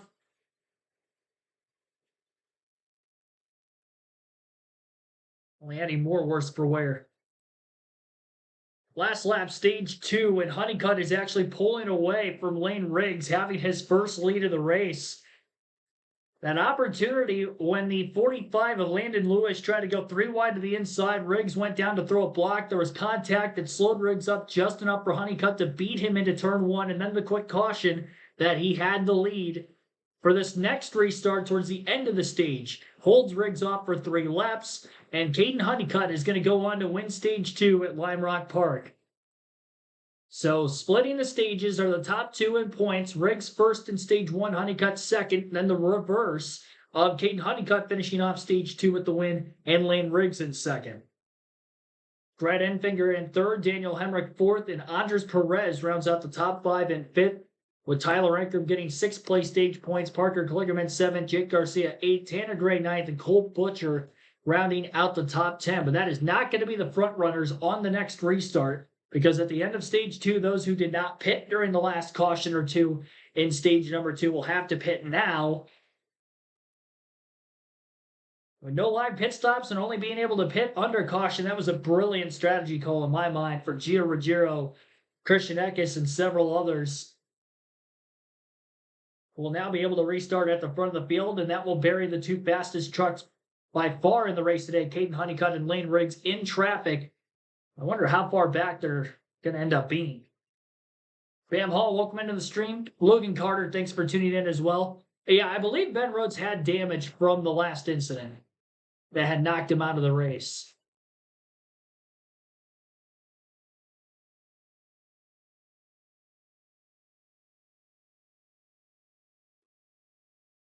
Chandler Smith, too much damage to continue as well. So from the restart caution, it looks like Chandler Smith and Ben Rhodes are going to be done. Ty Majeski had the brake failure, which caused the caution before that a couple laps prior. He's out.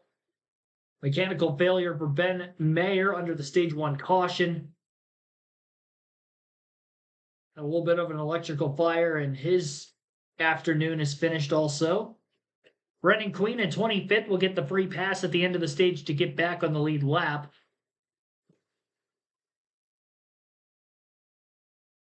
Landon Lewis in 17th with a bit of damage following one of the major ones to go for that spin after contact with Lane Riggs. Under a restart that happened with about 10 laps to go in stage two, right at the halfway mark.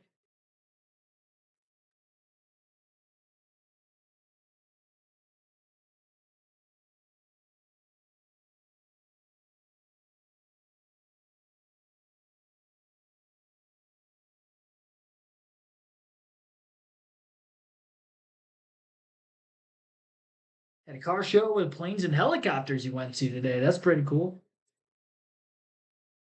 Sounded excited. You seemed like you had fun.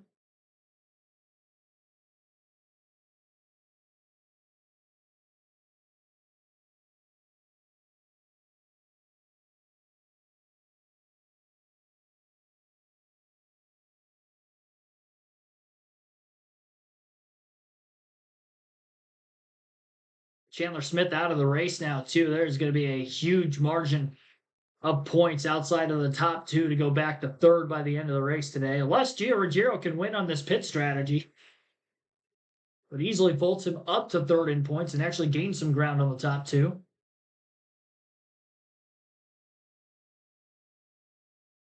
No qualifying coverage today on the channel for the NASCAR Cup Series for qualifying. There's no practice for Atlanta across the O'Reilly and Cup Series this weekend, qualifying only. Sam Mayer on the pole for the night race tonight for the O'Reilly Auto Parts Series, and qualifying will be in about 2 hours or so from now for the Cup Series at Atlanta. We'll be live for the race tomorrow evening. It's going to be interesting who stays out. I think for sure, Ruggiero's going to stay out. I think Cole Butcher is the first truck that stays out. Yeah, I think you're right, Michael. I think Friesen's going to stay out. Stewart was on pit road making adjustments, so they're full of fuel and tires. So we'll see what happens here. This is fun. You talk about controlled pit stops and stage breaks and strategy being out the window. Never think that these NASCAR crew chiefs can't figure out a way to throw a curveball at you. This is fun. Will that turn out to be the beach of a call here in Connecticut? We'll find out as the trucks that are going to elect to stop here will be coming down the pit lane shortly. And we'll get an exact idea as to who is going to elect to siphon their way up towards the front. Just stopping on the caution after the multi-truck pileup on the restart after Landon Lewis got turned sideways from third. Pit lane is going to be open this time, and stage 2 winner, Caden Honeycutt, is going to lead the parade of trucks down the pit lane, as you said, with the exception of Cole Butcher and several others. This is great. Cole Butcher, there's Stuart Friesen, there's Rogero, Corey LaJoy, And that what's this mean, Todd? Alan Braun. Where's our dynamic duo gonna restart? They're going to be back Back in the pack. This is everything you'd want. Now we're going to see how good their trucks really are. Now they won't have clean air. They're going to have to be in traffic. I think they're gonna start passes. restart right around 10. You see the teams here awaiting NASCAR's signal to over and provide service to their driver. And once they get the thumbs up, they will elect to change tires and fill up with Sunoco race fuel with zero carbon bioethanol. As the signal is about to be given and has been given to the teams, we'll get an update pit side to Caitlin. Yeah, taking a look at Grant Enfinger and that 9 team. He said the positive was you made the front end better throughout the course of that run from the previous cycle of pit stops. But he said we're still getting killed in turn 7. We also got much tighter, giving up time in the corners. So they were talking about doing a track bar adjustment to help that 9 rotate. As far as the 44 of Andres Perez, he felt like he killed his tires, obviously, during that run. Also, the team making sure they're pretty diligent about cleaning the grill from grass and debris that probably came up from that big incident. But Andres Perez could be poised for his very first top 5 of the year. Josh? For the 34 of Lane Riggs, who's led 48 laps this afternoon. He said, I need the left rear in the track more. He's getting loose now in turns 6 and 7. The first run, he was tight there, but overall, he's tight behind the 11. Move off the 11 of Caden Honeycutt. He kept it simple over the radio. Same problem he had in stage number 1. He said, I need more drive off. He's led 14 laps, put himself in position for his second road course win of the season. But like you said, both these guys, the 34 and the 11, will now have to come through the field, try and get back to the lead. So we'll see how good their trucks are and how these adjustments help them out the rest of the way, guys. It's real interesting right there. We watched that clear changer on the left front of Honeycutt's truck reach in there and think he pulled a packer out of the shot, which that's a fairly major adjustment. So it'll be interesting to see how that truck runs it. Right when front, they're not not, the left front, I believe. truck's not the same left to right and you need more help in one direction. That's adjustment that you would make. Well, we've taken an egg beater to the running order, and we're going to reset it for you when we come back. Several trucks hoping they can make it to the finish, and they'll cycle up to the front. We'll give you the running order in stage 3 right after this. It looks like at least 7 or 8 cars, maybe even a couple more than that, stayed out of the pit lane during the stage caution with the 2 yellows back-to-back late in stage 2. Taking the advantage to pit for fuel and tires during caution, the only ability to do so today, and trying to flip the field, kind of similar to how you would usually see on a road course if we had green flag conditions for most of the other tracks on the circuit. Drivers would pit a couple laps before the end of the stage, try to flip the stage to restart up at the front, burying the drivers who went for the stage points a little bit further back in the pack, but with the inverse of the drivers getting the stage points today, finishing first and second, being the 2 fastest in the field, and the ones pacing the pack. It's going to make for a very interesting stage 3 to watch them come from around the back half, if not just outside of the top 10. We'll take a quick break here before we get stage 3 underway. You're listening live on KRC. Our full flag-to-flag coverage continues here at Lime Rock Park.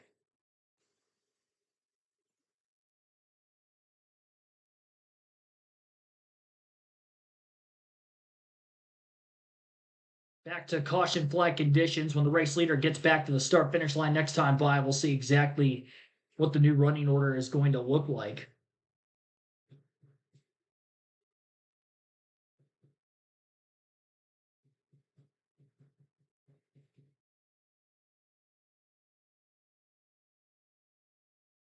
So what you see right now is pretty much the results at the end of stage 2.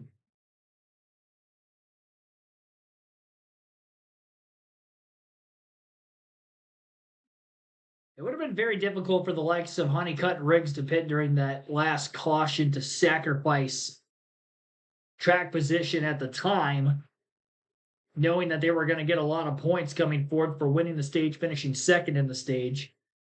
I do think it creates more of an opportunity for Lane Riggs to try to make passes in traffic and try to race Honeycutt through the field rather than heads up 1-1 at the very front of the pack, because it would have been so hard, in my opinion, to pass the leader otherwise, with the speed in these two trucks being as equal as it is.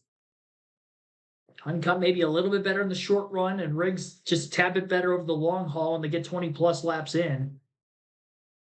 Now they're both going to have to battle through lap traffic, and the playing field is going to be evened out a bit. Bring the noise to Nashville for the Borchetta Bourbon Music City Grand Prix, Sunday, July 19th, right after the World Cup final on Fox. It's going to be a great race to watch. Great lead-in, of course. They're even having a watch party for the World Cup there at the track. Those cars will be singing in Nashville. And you'll be able to see that driver, Louis Foster, in the field next week as well. I was trying to do the peach thing for Eric. I just didn't. I liked it. Louis has been impressive. I know this is a whole lot for that young man to take in. Never been in a truck. He races Indy cars, Todd. We know how polar opposite those are. Never been to Lime Rock, and there he sits competitively. Started in the back, learned a lot early, and now he's in convention. I was watching the last few times he got on the TV there, and he's actually racing now. He's up there racing with trucks, trying to make passes. So his learning curve, he's done a great job. Now, when the caution came out, we had Honeycutt, Riggs, and Enfinger as the top three. More on the 9. Here's Caitlin. Well, guys, we've documented the up and down struggles for this team and the different issues that have kept him from having a good finish. And once again, problems plaguing this group. Just talked to the crew chief, Derek Smith. They were having voltage issues, ended up having to change a battery. So he has dropped significantly back to 17th. Wow, what a shame. I mean, if it wasn't for bad luck this year, Grant wouldn't have any. I mean, they've had so many very good trucks, fast trucks, and something just happens, whether it's an alternator or the fuel pump giving up, and now the battery gives up. It's just, what a shame. Let's take a look at cumulative stage points. How about that? Lane Riggs, Kate Honeycutt, they got the same average finish. Right now, they got the same amount of stage points today also. That makes sense, doesn't it? So how about this front row? Butcher, who is a super late model ace, alongside of Stuart Friesen, who is incredible in dirt modified racing, and also in these trucks as well. They're going to lead us back to green with the strategy all over the place. Plus the front runners, 36 laps to go, and we're back underway from Lime Rock, and they're already fanning out 3 wide. Yeah, it's going to get wild in turn 1. Hold on. But if you look close, you can see 4 wide back there. What a crazy jam session it is into turn 1. Stewart stays on the outside. What a great run around turns 1 and 2. Right here's Cole's probably going to give it up. No, he doesn't. Well, he's going to grab the lead. Takes the lead. And all those Rams that cycled up toward the front. So Butcher to the point. Couple of trucks dipping wheels off. And Oh, we got a spin. Shagged and turned around. I believe he got hit by Eckes. A lot of damage. I don't know if that truck will drive away or not. Thought I saw the 91 go off the racetrack, and as it tried to rejoin, it caught right. We stay green. Butcher leads to the final corner. Oh, Butcher, though, off the pace off the final turn. And now the caution flag flies. What a great job by Stuart Friesen to not run in the back of Cole Busch. I was thinking the same thing, Todd. You see how abruptly he had to yank that thing to the right? That was incredible heads-up driving right there. Not at all sure what happened to Cole Butcher there, as you see some of the debris left behind from the physical restart that took place. After we saw Chris Wright get turned and several drivers tip wheels off all around this racetrack as Wright has returned to pit road. You know how wild that was? Eric, now we get to do it all over again. It's going to be just equally as crazy. See if we can see what happened to Wright. See, that's Eckes way off. Oh, yeah. Great call, Eric. That's exactly what happened. But if you looked up ahead of that a little bit, Lane Riggs was all 4 off in the dirt. There goes a big slide into the wall. See the debris flying. NASCAR had to throw the caution to clean the track up. Now, both Peckus and Wright have come to the pit lane for repairs. Teammates Got together. This was what could have been a butcher coming off of the downhill. John by Gio also. You know, I talked earlier, Todd, about how difficult it is to see. Gio didn't know what happened. He had a bump out of the gas there because the big move by Friesen surprised him.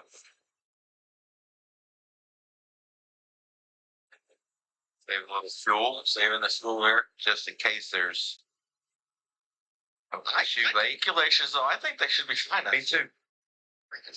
Now, as for our stage winners, the drivers who have led the most laps today, Lane Riggs and Caden Honeycutt. Caden is up to the 5th spot, with Riggs just behind him in 6th. And just to survive that restart and be in gaining positions like those two did, it's really impressive. And you know, another guy that's got himself back into the conversation, look at Landon Lewis. We saw how much speed he had, and there he is in that 45 truck, right behind our 2 dominant trucks. Keep your eye on 45. The intensity continues to ratchet up. We're under caution after Chris Wright got tagged by his McAnally Oakland teammate. So Stuart Friesen taking the lead away from Colt Butcher, as right before the caution flag came out, Butcher was down on power on the main straightaway after taking the lead from Friesen on the restart prior to that. So Stuart Friesen leads for the first time now. Gio Ruggiero sits in second, Thomas Annunziata third, and Corey LaJoie fourth, and then Caden Honeycutt first in the running order of those that would have pitted during the second stage caution at lap 60. Honeycutt sits in fifth.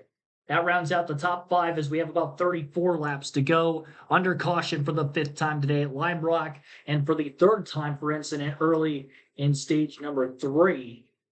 First caution in the final stage. Those first 30 laps, green in stage 1.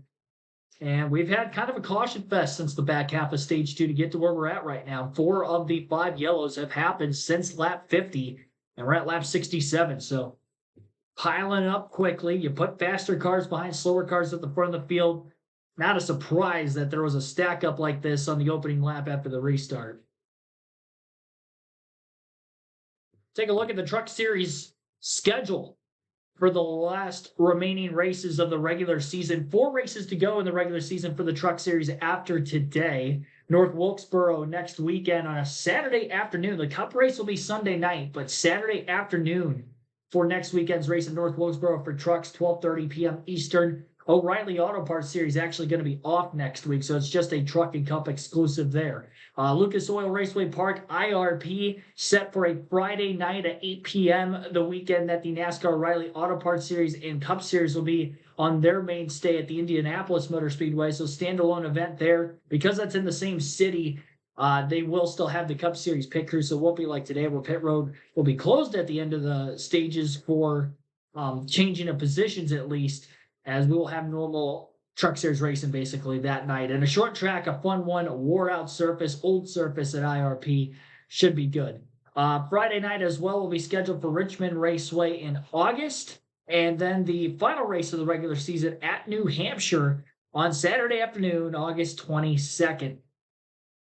So 4 short tracks, if you will, to round out the regular season for the Truck Series, all 1 mile or less in length. 3 traditional short tracks at North Wilkesboro, IRP, and Richmond, and then a 1 mile, technically intermediate oval, but I consider it an overgrown short track. Very flat corners, very flat straightaways, long straightaways, and tight corners of speeds of less than 100 miles per hour. Kind of an overgrown Martinsville, really, at New Hampshire Motor Speedway. Just put on some good races in the Cup Series over the last couple of years in the Next Gen era. We'll see what they can do for the Truck Series on the regular season finale next month. And then the chase schedule for this year. No rounds. Remember, it is just a straight on points with those top 10, as 10 drivers will qualify. 7 races in the Truck and O'Reilly Chase, 10 for Cup. Chase opener at Bristol in September. followed by Kansas Speedway. Charlotte Motor Speedway, remember, on the oval this year and not the Roval. Then Phoenix will actually be before Talladega. Talladega in the final 3 races of the season. Following Dega, Martinsville, and then Homestead Miami Speedway, the finale this year. The return to Homestead is the finale race. So that's it. Hard to believe the Truck Series only has 11 races left this season after today's race finishes.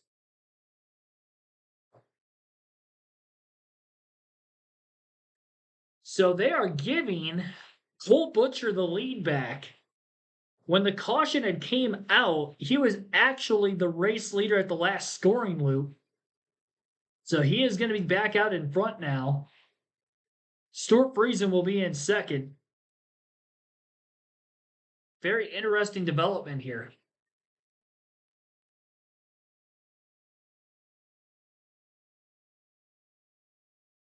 That was quite the timing on the caution to get Cole Butcher back in the lead when whatever had happened to that race truck mechanically.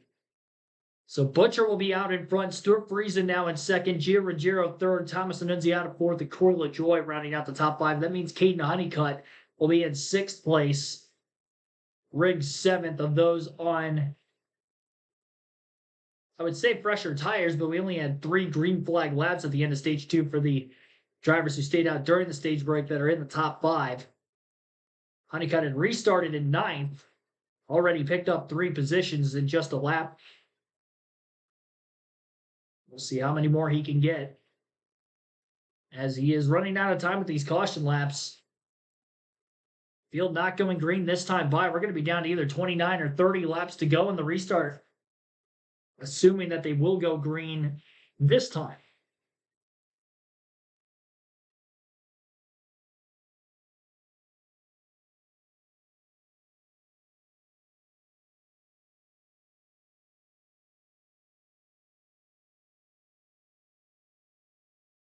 IRP adjacent to the NHRA drag strip. Yeah, Indianapolis, a motorsport hub for more than just the Indy 500 and even the Brickyard 400 for NASCAR.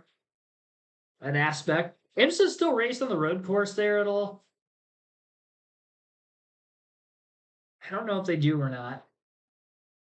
Former host of Formula One races, and of course the dirt racing world, big in the Midwest, state of Indiana, huge on dirt sprint car racing.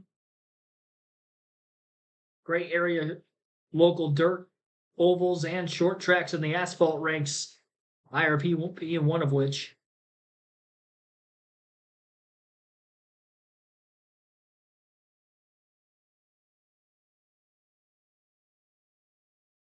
Showing some quick finishing highlights to the ARCA race, which took place yesterday. Thomas Annunziata, the winner both years of ARCA running here at Lime Rock. Annunziata won last season's race and this season's race. New Jersey native, pretty close here to Connecticut. The East Coast, I'm sure, has some driving experience and has a road course racing background before getting some starts here in the NASCAR levels. Had a little bit of damage after contact on that same restart where Landon Lewis had gotten turned around. Lewis, by the way, back inside the top 10. Shout out to Colin Braun, who had started dead last and 33rd on the field. He is in 9th, kind of quietly up in the running order. See if he can finish that off for a good run. So Cole Butcher looking for redemption after fending off Stuart Friesen on the last restart. Can he do it again? Another lap of caution being added, by the way, now.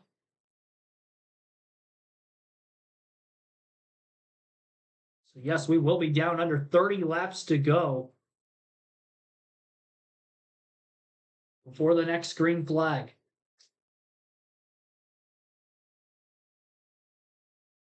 You would think 30 laps on a road course is a long time, but not at this one.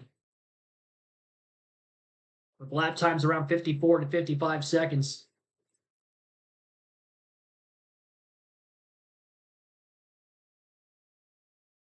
Seven-turn road course at Watkins Glen versus a seven-turn road course here. Very different. 3 long straightaways at the Glen. Really only one here. A mile less in length. Full track's mostly right-hand turns. That being a bit of a similarity.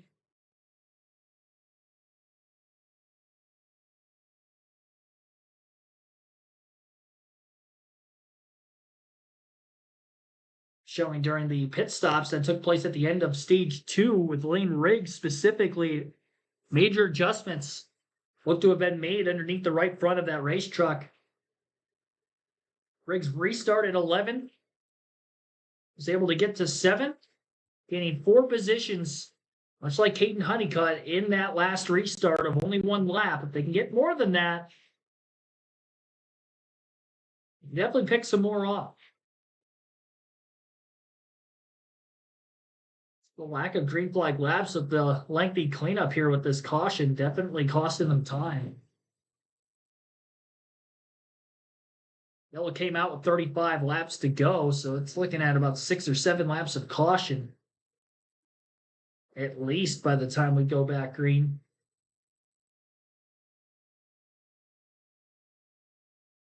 Field working their way through turn 1 right now. Still got a truck trying to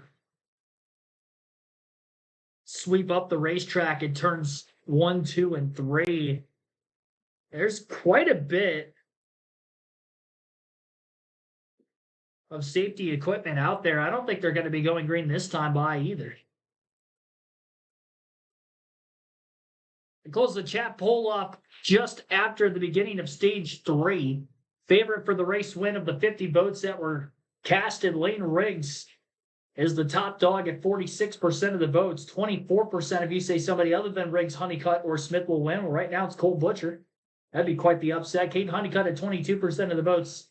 And only 8% took Chandler Smith, who is done for the day, as he was involved in an incident late in stage 2. 4 trucks out of the race. 25 on the lead lap.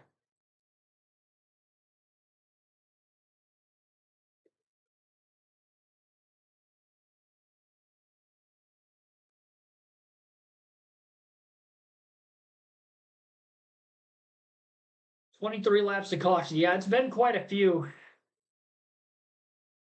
These cautions have been pretty lengthy when we have had them today.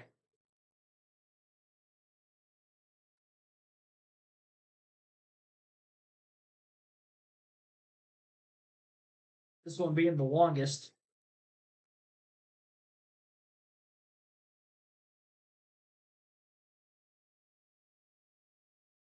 Usually when there's lengthy cleanup like this, they would have a red flag to give the track repair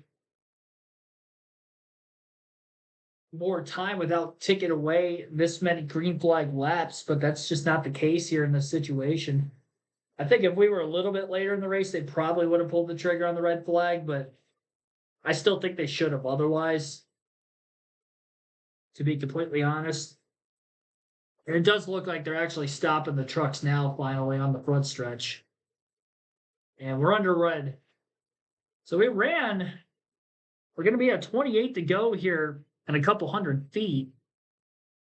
So they ran 7 laps of caution before the red flag. So now we're in a red flag situation.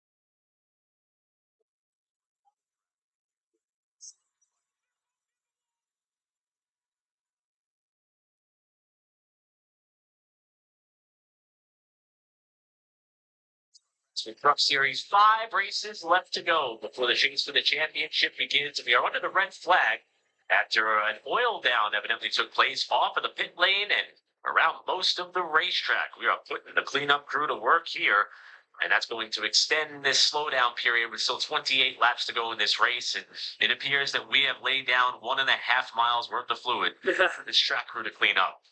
Yeah, definitely. It's like got a little oil down here.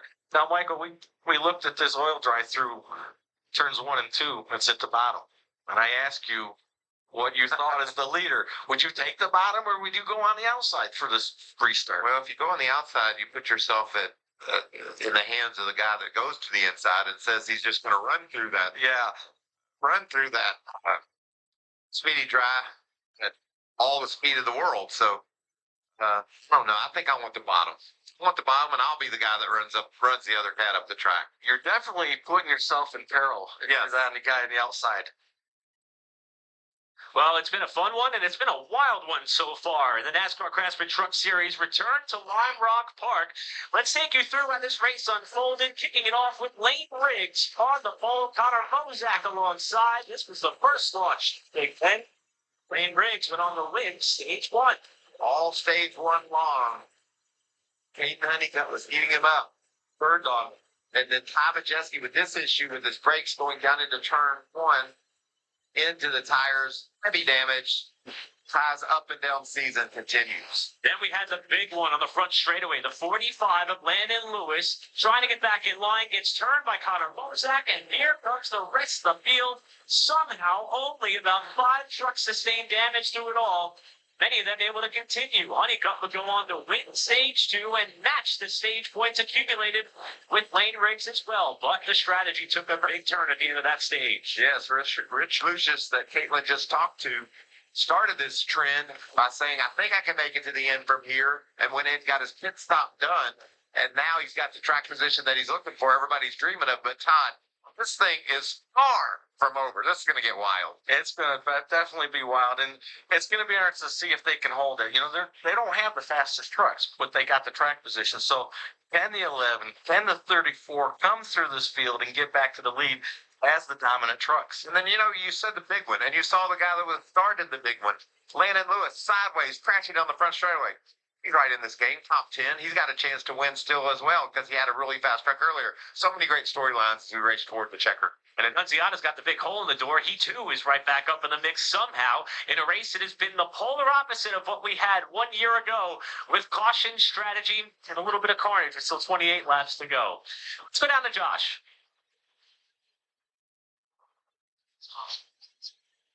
Hey, guys, I'm going to catch up with crew chief Jeff Stankiewicz in just a few seconds, but I'll toss it back to you in the booth, guys.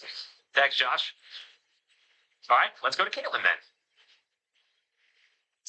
Yeah, Eric, with field goal crew chief for Landon Lewis. Obviously, it's been quite an eventful day for you all. How would you assess it from your vantage point? I mean, the day started off really good. We had really good speed. You know, we were keeping pace with the 34 and the 11, and then that one restart, still really not sure what happened, but damage is not too bad. The steering wheel's still straight. The body's obviously beat up, but Landon feels like it's still good.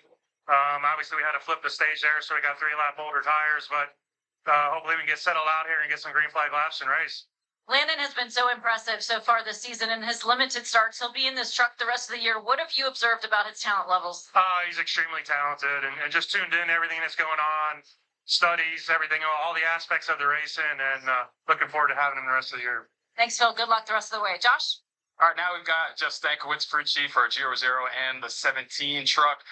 Bring me through the strategy that helped you guys get that track position, first of all. Yeah, we were just kind of stuck there in 7th the whole time, just about the first stage. Nobody really passing. We did get some track position there right before that caution with the wreck, so we got up to 3rd, but we just didn't feel like our truck's good enough to really drive up through the field. Nobody's really passing. It's really tough to pass, so we just took the opportunity. We were only going to have 2 green flag laps on our tires by short pitting it, and we just wanted to take an opportunity to try and get up front, get clean air, see how our truck drives, and maybe we can maintain a good, solid top 3 finish doing that. And really thought more guys behind us would do it, and we'd have a bigger buffer. But I still think we're in a better position now, even with the 2 laps on our tires, track position-wise, for the end of this thing, just because it is so tough to pass. Appreciate it. Let's see how it plays out the rest of the way. Thanks, Jeff.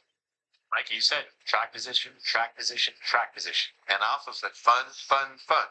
The track position game has certainly played out, and man, we're setting ourselves up for a really fun finish to this race. Certainly fun for us. Maybe not for the crew chiefs or some of the drivers. It's certainly fun for us. Can you put your arms around all the brain waves that are going on down there on those pit boxes? Crew chiefs looking at data, engineers feeding them information about what they need to do, what they could try, and you saw guys.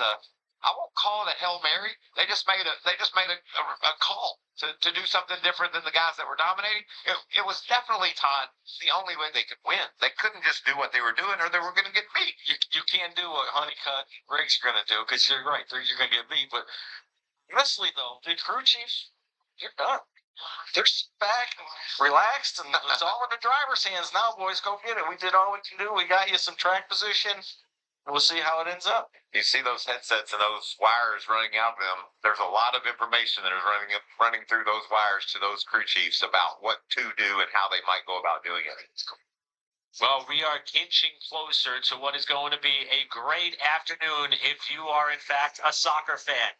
The quarterfinals doubleheader kicking off 4 p.m. Norway against England, and then it rolls right into a 7 p.m. matchup between Argentina and Switzerland. This is all kicking off at the top of the hour over on Fox, 4 p.m. Eastern Time, to see how the World Cup final is going to continue to take shape, leading into next Sunday's showdown for the biggest prize in all of soccer, or depending on quadrant of the country, football. This is good stuff. Love Fox's coverage of the World Cup. My grandson. And everything that we're able to bring you in from the NASCAR world as well. What a day. So the red flag remains out, but these fans are not going anywhere. Still a quarter of this race left to go, with 28 laps remaining of 100 scheduled laps, and of course the possibility of overtime. This will linger depending on how physical the end of this race gets, and I don't think we're done with all the room to gouge it just yet. I can't see that happening, especially now that these guys have had a few shots at a restart. Well, they don't understand the limits because they're going to go past them, but know where they can push the envelope and see if they can get some positions on these restarts. Another thing that we have not talked about is heat cycle on these tires. Are on this restart, are they going to come back and give them some grip, or is it going to take a few corners to get there? So we are back under yellow flag conditions with Cole Butcher, the race leader. We'll keep you entertained throughout the remainder of this caution. Come on back to the restart. All right, under caution here.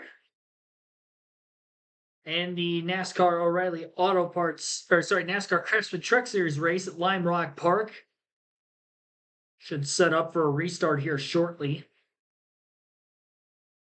in this final stage.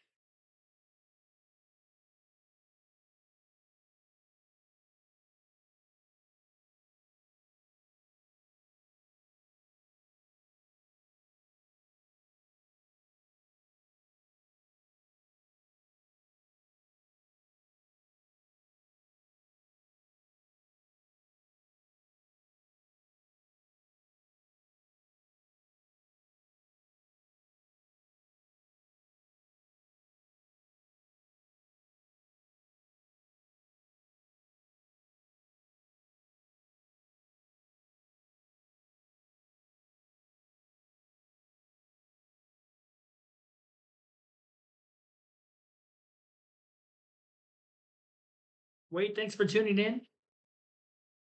At a festival today.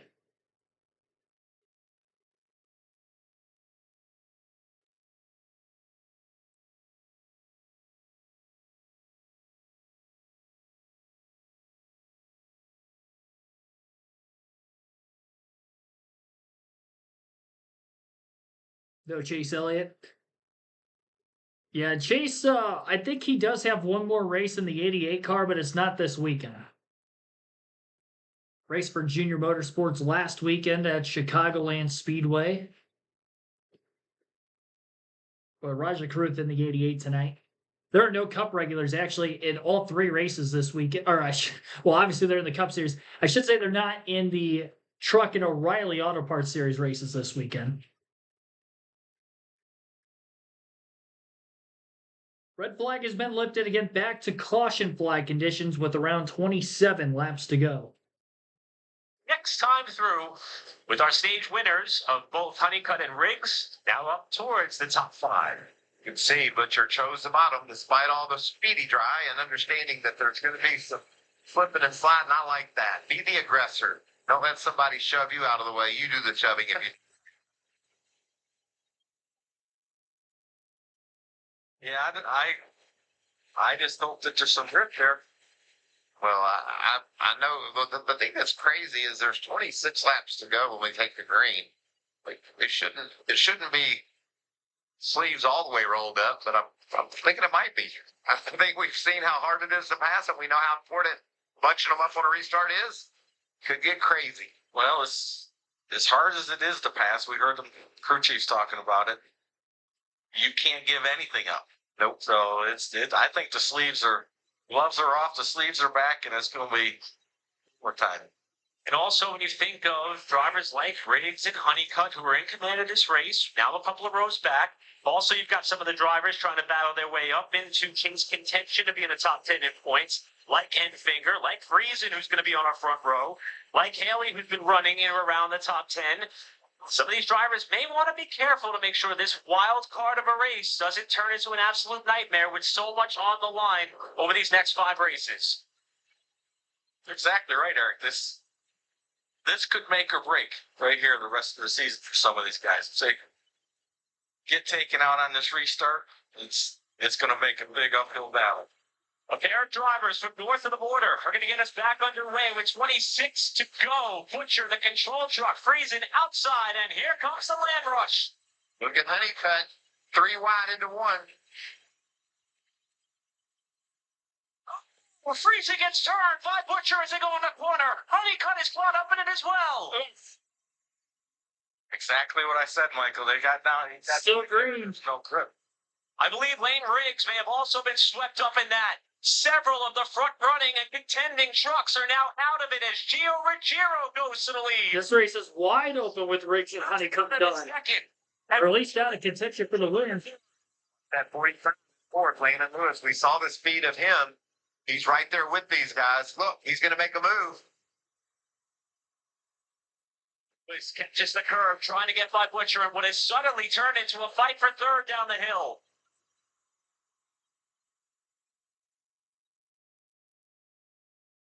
Every truck was able to continue on. Watch what happened here. Look how low Butcher is entering the corner.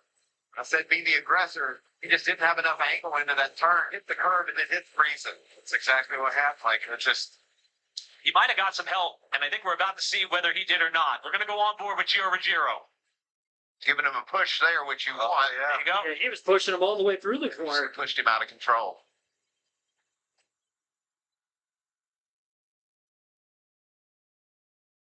Look at all these drivers locking up the front tires going into the first quarter. Now on board the Ford Racing, number 38 of Lane Riggs. Oh, he catches Honeycutt. Nothing he could do. They were just trying to avoid the crash. 2 dominant trucks go out together. Garcia and Tyrell in what is suddenly a battle for a top 10 spot. Look at Colin Brown from the back. He's doing a great job of making this truck relevant here at the end of this race. And Andres Perez, who turned the front end of his Chevrolet into a lawnmower on that restart stack-up, still fighting inside the top 10. He did a great job on that restart, avoiding it. So he's a road racer. He understands how to do this. Landon Lewis in the third. It's Grant Enfinger. We talked about his ups and downs of this day. He's into the top 9. There's the battle for the lead. Thomas Annunziata has gotten to Gio's bumper. Pair of Tri-Con Garage Toyotas. Look at that. Still just hanging it out. Doing all they can to get there. Now that Lewis and Enfinger have disposed of Butcher, see if they have the kind of speed it's going to take to go up there and join this battle for the lead. Mentioned as being a bit of a home race for Annunziata, who's from nearby New Jersey. Gio Ruggiero Massachusetts native, so also a bit of a homecoming for him. As for our two stage winners so far, Hayden Honeycutt, 19th, Lane Riggs, 20th. Not what we thought we would see out of those drivers and vehicles today after the restart pileup. Thomas Annunziata, let's not forget, he's trying to go for the sweep this weekend. Winning that ARCA race yesterday. And he is in a spot to do just that. He gets to that back bumper, he's going to use his front bumper. I can tell you that. And aside from Grant Enfinger, who runs fourth, and Gio Ruggiero with a lone victory, nobody else in the top five has ever won a NASCAR Craftsman Truck Series race. Now, Chandler Smith rejoined the race. However, that truck is rolling very slowly. Oh, he's going to come to a stop. And it's going to a stop to give us another caution. We didn't need that. We did not need another restart. The fans at the track, and as viewers, encouraging you to stay tuned because it's going to be crazy. We know that. But as a racer, you know, you've settled things out. You've stretched it out a little bit. You don't want to see this caution, especially if you're Gio or Thomas Annunziata. They're right there where they needed to be. But it's going to happen. I venture to bet this won't be the last one. We have now doubled our total cautions from 1 year ago, 6th yellow of the afternoon. We still got You too guys many wanted laps to left. see this. Landon Lewis and Grant Enfinger. They needed this caution to catch those guys and be able to race them. And we documented some of the trials and tribulations that Grant has had so far today. When he had that off in practice, he was the fastest truck in the session up to that point. And evidently, he did not lose any speed in that truck, despite how disastrous the incident did look in practice, but he kept it out of the wall. Even before these crazy restarts, Grant had driven himself up into the top 10 and close to the top 5. So he definitely has a fast truck. So Tricon Garage still trying to keep the streak going as far as either Front Row or Tricon winning the last 9 consecutive, trying to make it 10 consecutive Truck Series race on road courses. Landon Lewis third, Enfinger fourth, Cole Butcher fifth. It's Jake Garcia, Andres Perez, Colin Brown. How about Tanner Gray? Haven't talked a lot about Tanner so far this afternoon. He's kept his nose clean. Daniel Hemrick, your top 10. How about a pair of Tricon or ThorSport racing trucks? We haven't seen a lot out of ThorSport this year, but Butcher and Garcia right up there in the mix. It's good to see them having a good run here. Also starting to see a lot of these trucks in the midfields getting some more battle scars. I saw that the right side of Colin Brown's truck was a little bit damaged. Look at the back end of Jake Garcia's truck. Also, Parker Klingerman's got some damage to his front end. You said it was a short track of road courses, Todd. It's really starting to look like it. Yeah, the sheet metal pile is going to be big at the shops this week. Hey, all those fans who've got the general admission tickets that can go in the garage area, they might be able to go home with some sheet metal souvenirs when this one's over. Get these teams to cut them off and leave them there. Like Jackson Lee might have just gotten a free pass around the field and going up and getting back on the lead lap. So Jackson's done a nice job in that number 2 truck.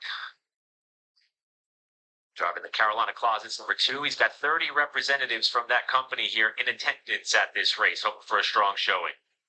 Well, we've been talking about some of the standings and all that is going into the battle for this bubble spot and the regular season title. With both Riggs and Honeycutt having problems, the gap kind of remains the same or similar as it was coming into this race. But down towards the bottom, Grant Enfinger would leapfrog his way up into the top 10 should this race end right now. Look how tight it is there. Tyler Ankrum barely out. Stuart Friesen. Oh, Look at this. Annunziata up in flames from second spot under caution. big flames. Well, now we have seen it all. Yep. Luckily, Thomas climbs from the truck. That thing got hot in a hurry. That was a big fire.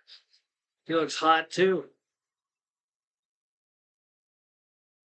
Trying to catch his breath. It looks like you got a little, The fumes are just the smoke in there. unbelievable. We're certainly glad that Thomas is okay. You talk about how this sport can send you for a loop. From celebrating about a few hundred feet further up the front straightaway from where he is right now, to having one of the most scary moments he may have ever had in his racing career. The safety team has arrived to make sure that Thomas is in fact okay. That's very strange. What? How would that thing catch fire under caution? I mean, maybe It's been under caution for a while. yeah. You know, he took a few big hits in that restart. The whole side of the truck's caved in. Maybe shook an oil line loose, or that definitely was not a fuel fire. That was an oil fire. That's a little crazy. They're stabilizing Thomas there, giving him some words of encouragement. Let's go back and see what happened to Annunziata, who again was running in second spot. We were to get the 1-to-go signal to restart this race. There it is. Yeah, see the oil on the racetrack coming out the right side of the motor. And with the motor just keep running, it just keeps pumping it out. And that's struggling right now to just get his way out of that truck. Coming to a stop really quickly, which is smart. It's going to unfortunately extend this caution. And perhaps more unfortunately, end what appeared to be a threat for a first career Truck Series win for Thomas Annunziata, and only his second career start, with both coming here at Lime Rock Park. Last year finished 15th. He appeared destined to better that, but it was simply not meant to be.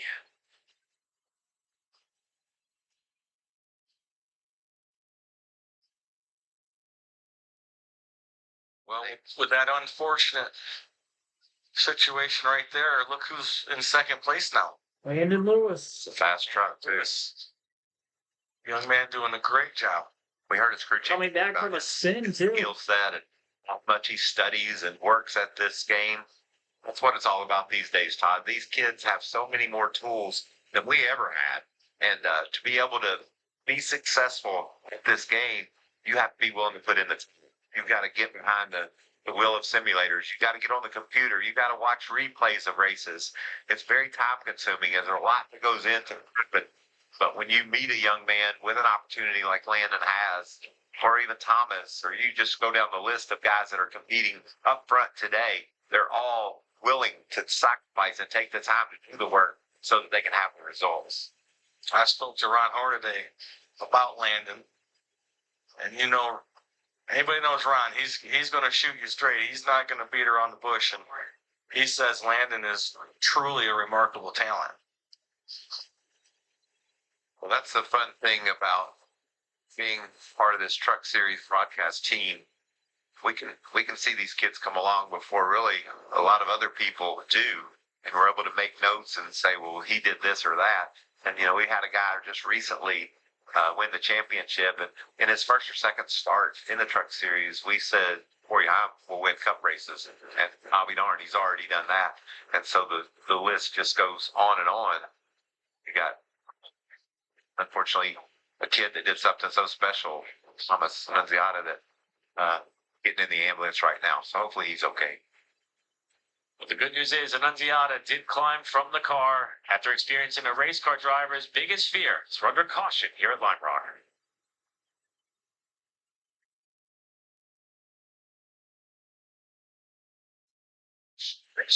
Caution continues here after a little bit of a lengthy cleanup now, with Thomas Annunziata's truck catching fire while already under caution for an incident that happened on the racetrack. Not even really an incident per se, but the 38 truck Chandler Smith stalled out on the racetrack. And as for Chandler Smith, he was many laps down after being in the garage area because of that big restart caution, which presumably took him out of the race, re-entered, and was on track, it looks like, for about 6 laps, considering he's 6 laps ahead of Ben Rhodes, who's out on the same lap as him. Made up 1 position on Ben Rhodes, and then that's it. Worth getting back on the track, though, because he did pick up that point and maybe could have passed somebody else who had fallen out of the race also. But that did not happen before Chandler Smith had now retired for good this time. Heaviest hitters for the race win. Both Lane Riggs and Caden Honeycutt contact on the last restart around row 3 and row 4. Went for a spin in turn 1. Riggs is now the last truck on the lead lap in 24th, and Honeycutt just a few spots ahead in 20th. when they got regathered back on the race course. So Gio Ruggiero is now the leader, and that was after the front two trucks in front of him went for a spin off of Ruggiero's front bumper, and Gio had gotten into the back of Colt Butcher, who was on the inside of row one, basically pushed him all the way through that first turn. Around went Butcher, cleaned out the second place truck, Stuart Friesen, and that's how Ruggiero got to the lead. And he is out in front now as the laps wind down. Under 20 laps to go, Gio Ruggiero leads. Landon Lewis in second. Grant Enfinger is third with Cole Butcher fourth. Jake Garcia in fifth. Andres Perez in sixth. Colin Braun in seventh. Tanner Gray eighth. Daniel Hemrick ninth. Parker Kligerman rounds out the top 10. Christian Eckes in 11th. Justin Haley 12th. Minnie Tyrell 13th. Louis Foster 14th. And Dawson Sutton 15th. 16th is Graham Doyle with Connor Mosack 17th, Brennan Queen 18th, Corey LaJoy 19th, and Caden Honeycutt, as mentioned moments ago, in 20th. Wesley Slimp is 21st, Stuart Friesen 22nd, Jackson Lee 23rd, Lane Riggs 24th, last truck on the lead lap. The lap down in the 81 truck is Chris Wright in 25th, Josh Ream 26th, Frankie Muniz 27th, Tyler Ankrum 28th, 29th for Thomas Annunziata, who just caught flames under caution, Chandler Smith 30th, 31st, Ben Rhodes, Ty Majeski 32nd, and Ben Mayer 33rd.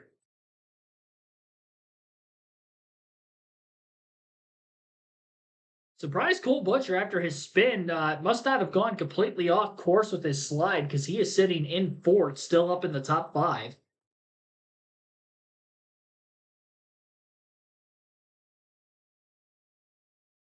Can you pick other in the now closed poll? No.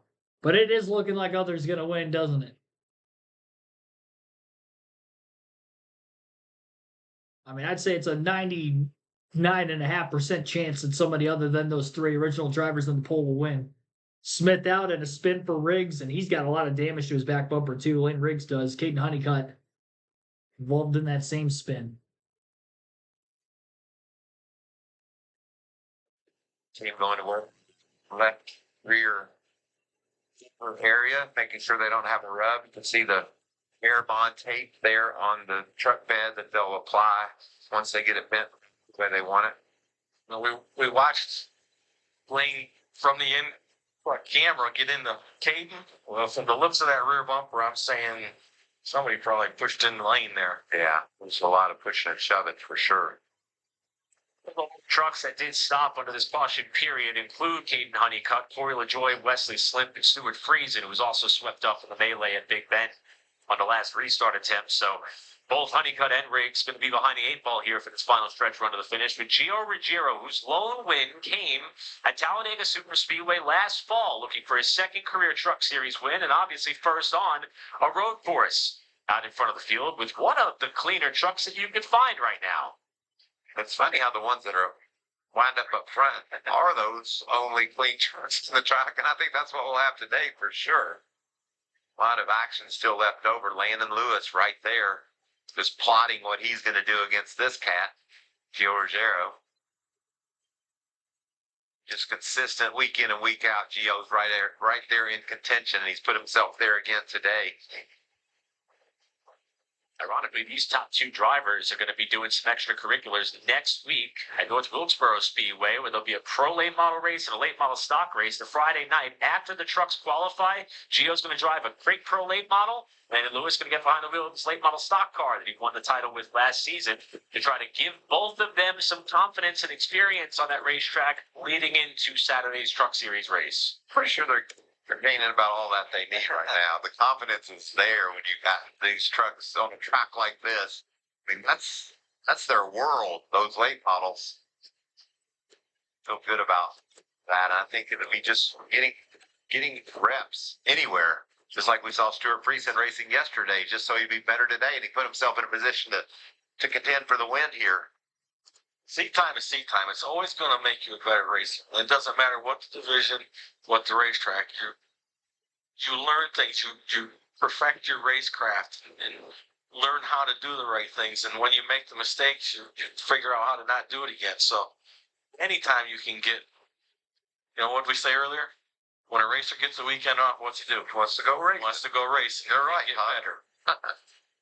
Now we're hearing that Lane Riggs is back on pit road. They're going to be changing the battery on the front row racing number 34. So the tough break continues for our regular season points leader, who seemed to be on par before things got blended with the strategic efforts of the other teams to maybe fight it out for what could have been his third road course race of the year. Update on our man, Graham Doyle. We talked about his slides and his spins and the challenges that he's faced today. I like him right now for his persistence. And look how clean the truck The is. truck is looking good. He's done a great job.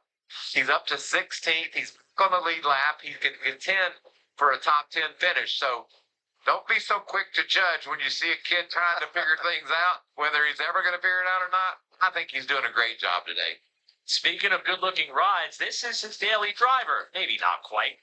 This is him posing at Daytona with one of the GTD cars that he has gotten the opportunity to wheel several times. In fact, has made several starts in the IMSA category there and won the 2025 Lamborghini Super Trofeo North America AM Championship. So the sports car race trying to wrestle a truck around Lime Rock. Like you said, Mike, it's doing a really good job. When I talked to him yesterday, he said, "You won't believe, Mike, how many buttons and knobs I've got inside my Lamborghini to push and twist and adjust. The only button I have in this thing is one to push to talk on the radio. Everything else is manual." And he said, "It's a lot," but he said he's really enjoying the challenge, and it's fun to see him get his arms around it. Talk about polar opposites. That car probably weighs half of what this truck weighs. Got way more tire on it, way more downforce. Yeah, it's a different world when you climb behind one of these trucks. So how about this? By virtue of the choose, Landon Lewis has decided to restart behind Gio Ruggiero as opposed to joining him on the front row. Grant Enfinger is going to take the front row shot. That's very interesting right there. Yeah, that's a bit of a. I didn't see that one coming. I would have probably thought he would have taken the front row just to see, if something goes wrong with Gio's start, you're right there. But I just shove him off into the corner like Gio Limited with what you can do with did Gio to being Kelly Butcher For earlier. the last restart, Gio was third. Use some muscle to get past the two in front of him. We'll see if Landon's got a similar agenda as they come down the hill with 14 laps to go at Lime Rock. Gio Ruggiero gets us back rolling. Through the speedy drive they come. Oh, very good start by both those trucks.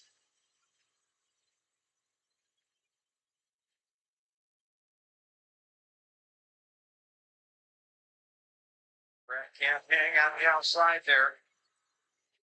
Landon's going to give up that spot. That was third. So the choice by Landon drops him to third and Finger to second. Yeah, that was a clear decision. And Colin Brown in the top five. From last. Let's give him that. From last place. What a great run. He's such a good road racer. They obviously worked on a truck, gotten it better through this race. Tanner Gray, that green truck, he's moving his way up toward the top 5 too. August Perez hopping a curve, trying to get under Daniel Hemrick for ninth. Tyrell to the inside of Haley down the hill, and the Ram teammates are going to battle side by side as they come off the corner. Buddy, way off the road.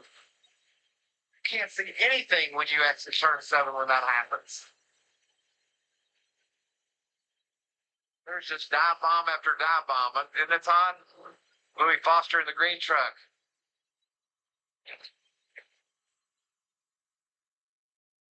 Those two Ram teammates, they're roughing each other up. Look on the outside. Look what's coming out there. Hey, Honeycutt's not done yet, right? No, never give up. That's it. It's going to move Honeycutt up to 13th. With 13 laps to go, Sutton in the back of Mini Tyrell.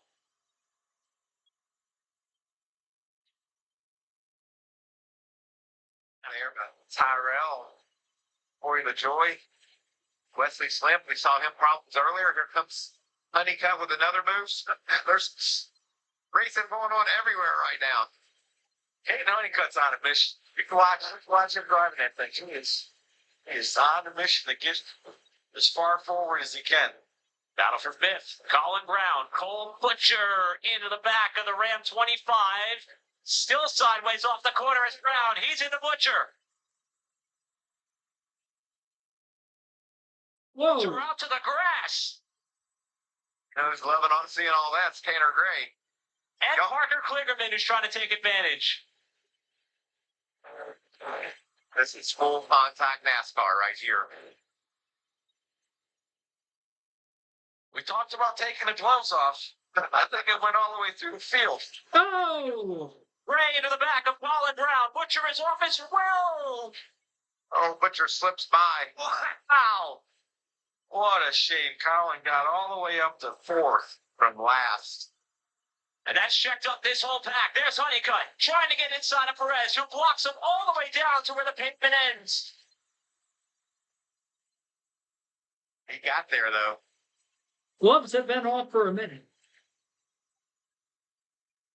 I gotta tell you, this, when you're doing it, it's intense. You don't realize how crazy it is. And when you go back and watch it, you think, what the heck was going on? While the madness continues, here's what happened to Colin Brown. Fifth. Oh, sideways. You saw Gray get sideways and hit ground. And look at Butcher, how close he gets to hitting ground, how close he gets to hitting the wall, and he's on his way. Great job by Butcher. This is what led up to the contact about a half a lap prior. Tanner was just a spectator to all this, though. He just got in too deep into turn 6. Off the road. That's Hendrick, who's got some pretty significant damage. Took a big bounce off the curbing on the inside of that corner. They kind of pushed him up into the 25. Something of note for Giro. The final Didn't really give him a change lot of room in there. the last 10 laps has happened 6 of the last 7 road races. As we got a truck, 2 trucks off. Dawson Sutton and Wesley Slip have got off the track at Big Bend.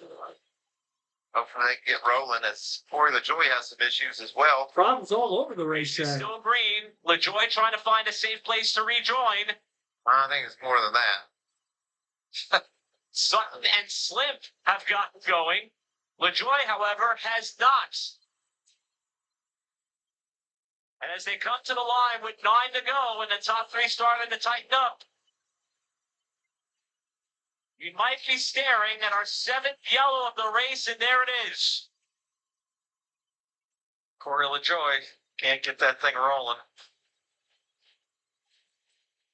And the chaos that has turned into the Truck Series race at Lime Rock is going to continue to another restart. And look who was in 7th.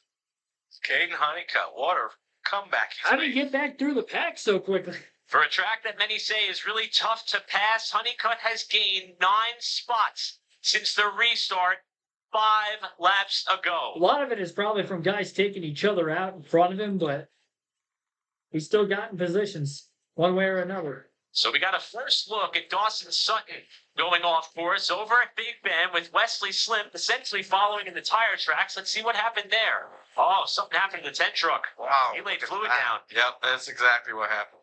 And nowhere for those guys, no way to control your truck when you dive down into there and get oil.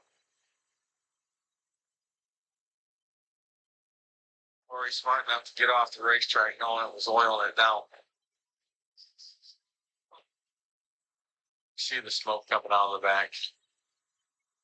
One of the first to make that decision today. Everybody else driven around the racetrack. That always aggravated me. The thing's blown up. Get off the racetrack.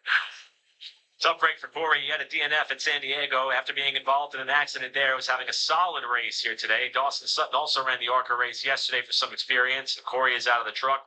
He was looking for an opportunity at what would have been his second top 10 in 9 races, but he'll have to wait at least one more round to try to crack that effort with his team. And the pairing with he and his new crew chief is going to also have to wait one more race to yield some more success. Best running Ram now is the 16 of Justin Haley, just outside the top 10. Louis Foster's up to 12. We've got some organizational diversity up at the front of the field, and that hinges off of the fact that the last 9 road course races for the trucks have been won by either Tricon or Front Row. Well, Tricon is leading right now, but then you've got the CR7 team, Event Finger in second, Nice Motorsports with Landon Lewis running in third, ThorSport with Jake Garcia, fourth. How about the 5th place runner? The man who has his hand in the pot here at Lime Rock, Parker Kligerman for Spire. That's your top 5 right now. And what's going to be a shootout to the finish. A little bit of damage there on the nose of Parker's truck, but What he's truck running doesn't the have damage at fastest this lap point? times he's run all day just prior to this happening. Might have put a little downforce on the front.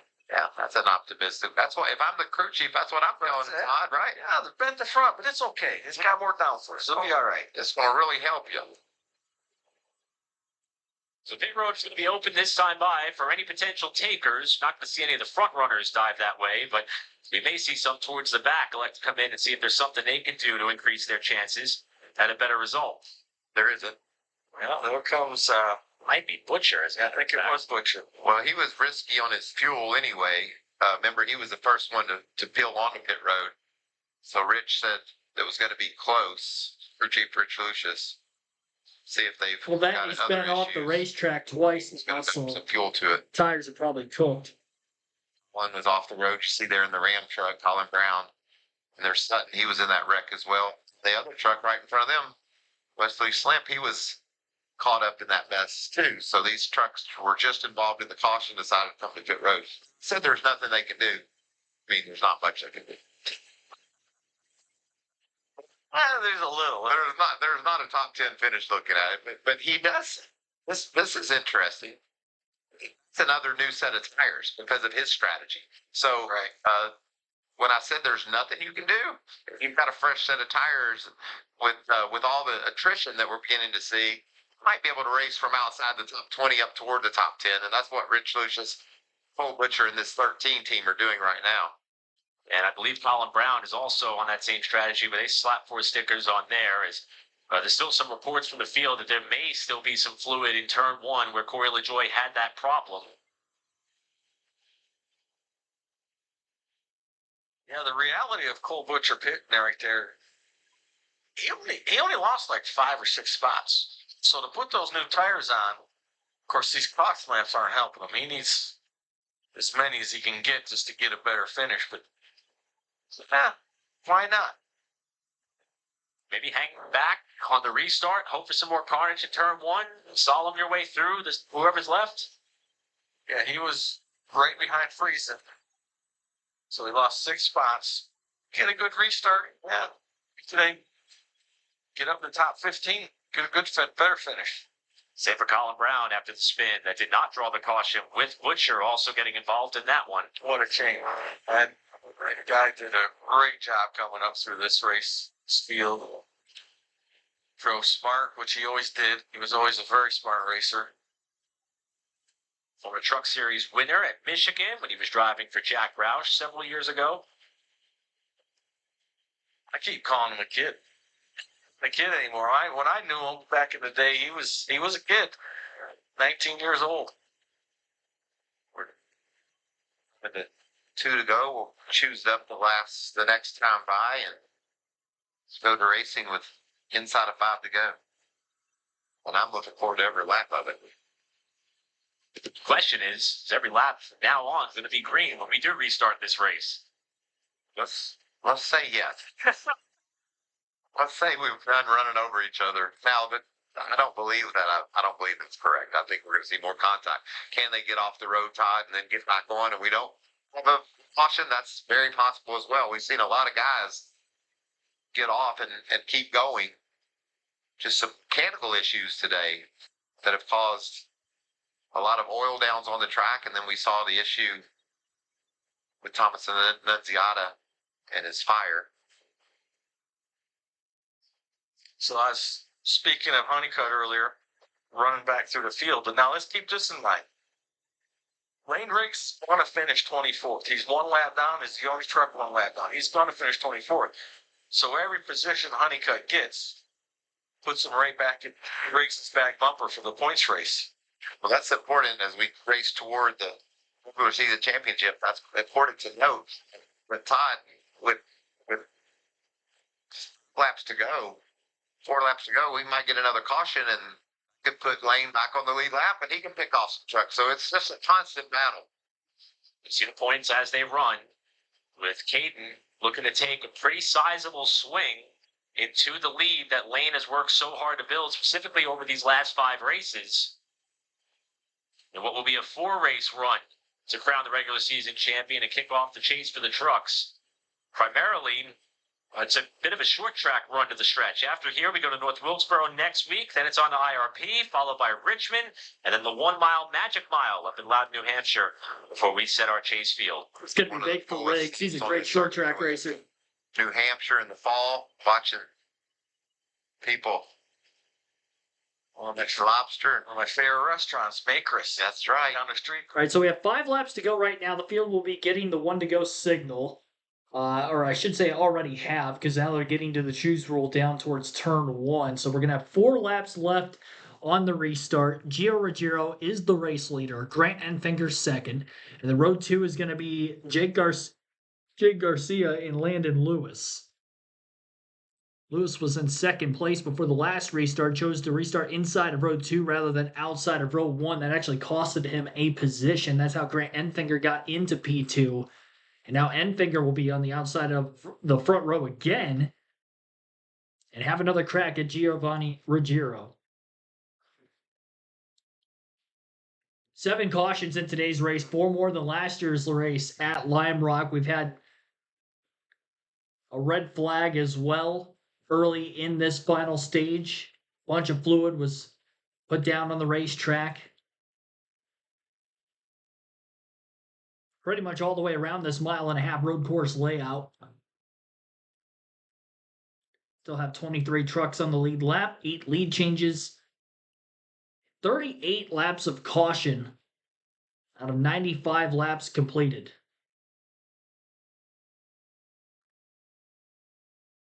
All right, so here we go.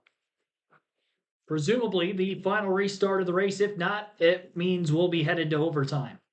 Craftsman Truck Series at Lime Rock Park. Outside of the front row, you got drivers who have never won in the Craftsman Truck Series restarting at the front of the pack. Rows 2 and 3, Lewis, Garcia, Gray have not won at the Truck Series level. Parker Kligerman, it's been a few years since he has won in the trucks. DQ'd, of course, last year at Daytona in the spring. Didn't get to keep that win. But his last win was on a road course at Mid-Ohio in a standalone event there. So it'd be very fitting if he gets another standalone Truck Series race victory on another road course here at Lime Rock Park.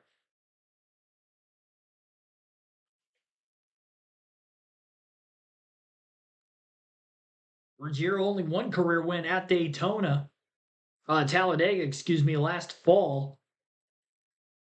Winless still this season. Came into the day 4th in points.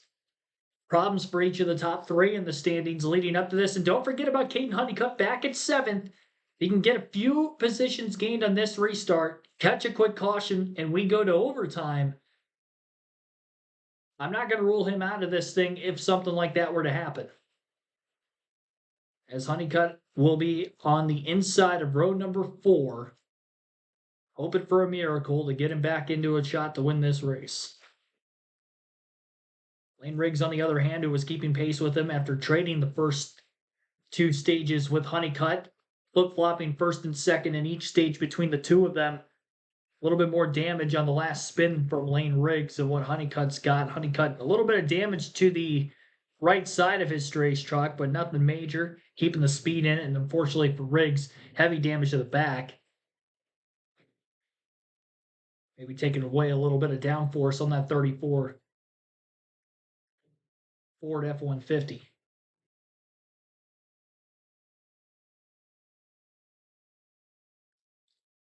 All right, headed to the green flag this time.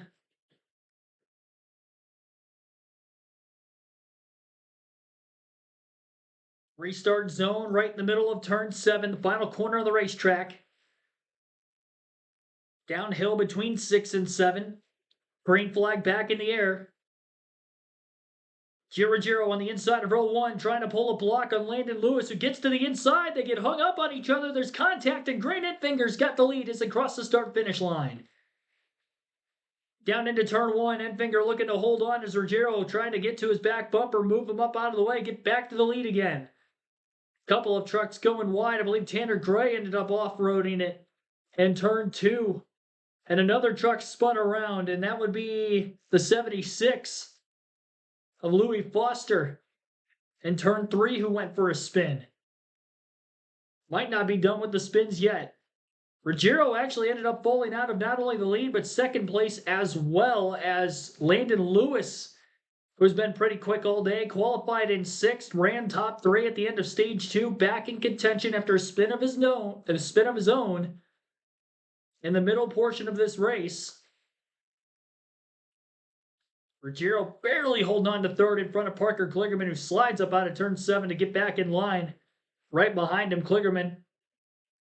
Defensive line to the bottom of the track. Caden Honeycutt around the top. Carrying momentum will get by Kligerman for 4th. And he now attacks on Gio Ruggiero, his teammate, for 3rd. Valuable points late in the race and a little bit of contact between the teammates. 2 corners in a row, and Ruggiero goes around off Caden Honeycutt's front bumper after Ruggiero nearly ran the 11 truck of Honeycutt wide in turn number 2, turn 3. A spin for Ruggiero off the front bumper of Honeycutt. It's just so hard to run side by side on this racetrack, and I think that's a lot of the reason why we've seen as many spins as we have had. An epic finish to the truck race in San Diego a couple weeks ago, and we're picking up where we left off at the finish here at Lime Rock Park as the battle between the top 2 in the running order, Grant Enfinger and Landon Lewis, is heating up with just 2 laps to go. Now down to the final lap of the race as they cross the start-finish line. Lewis is running out of time. Grant Enfinger, who has not won in the Truck Series since 2024, trying to pull off what would pretty much be an upset win by way of he's never won on a road course in his NASCAR Craftsman Truck Series career. Lewis took a dive into turn 3, but it costed him, and Enfinger widens the gap out by about 3 to 4 truck lengths with just a few more corners to go. Honeycutt, who is in 3rd, charging as well, too far behind to make a move in the final lap. Out of turn 6 and into 7 for one final time. Too far back for Lewis. It'll be Grant Enfinger going to victory lane for the first time in the Craftsman Truck Series in nearly 2 years. And he is a winner here today for the first time in 2026. He came in the first driver below the chase cut line, 11th in points. This win's going to be huge for him to vaulting him back up inside the top 10 in the point standings. And after it looked like he had mechanical gremlins yet again earlier today, able to battle back in a war of attrition race to win at Lime Rock. Margin of victory, 0.4 of a second for Enfinger over Lewis, who had a standout performance today. Caden Honeycutt finishes in 3rd after winning stage 2. Parker Kligerman 4th, and Christian Eckes with a sprained ankle rounds out the top 5.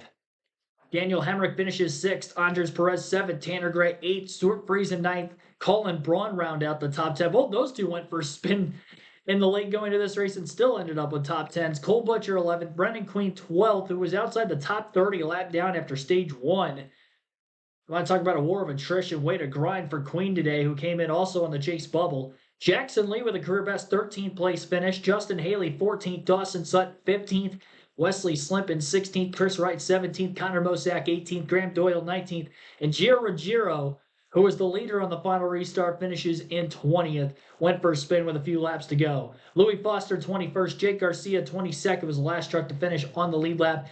So Garcia was the last driver in on points entering the day at 10th, and Enfinger, the first driver out, finished 1st and last on the lead lap. Lane Riggs a lap down in 23rd with damage. Minnie Tyrell 24th. Riggs, by the way, did salvage at least some stage points because he did win stage 1 and finish 2nd in stage 2 today, so not a complete loss for Riggs, but he does lose points in his points lead to Honeycutt. Tyrell finishes in 24th, then Tyler Ankrum 25th, Frankie Muniz 26th, 27th for Josh Reaume, Corey LaJoie in 28th, Thomas Annunziata 29th, and Chandler Smith 30th, 31st for Ben Rhodes, Ty Majeski 32nd, and Ben Mayer 33rd, rounding out our full 33 truck field. And we had a total of 5 DNFs here today. Only 5 laps left for race winner Grant Enfinger, but he will be in victory lane. 7 cautions, 2 hours, 22 minutes. A red flag early in stage 3. 9 lead changes. 39 of the 100 laps today finish under yellow.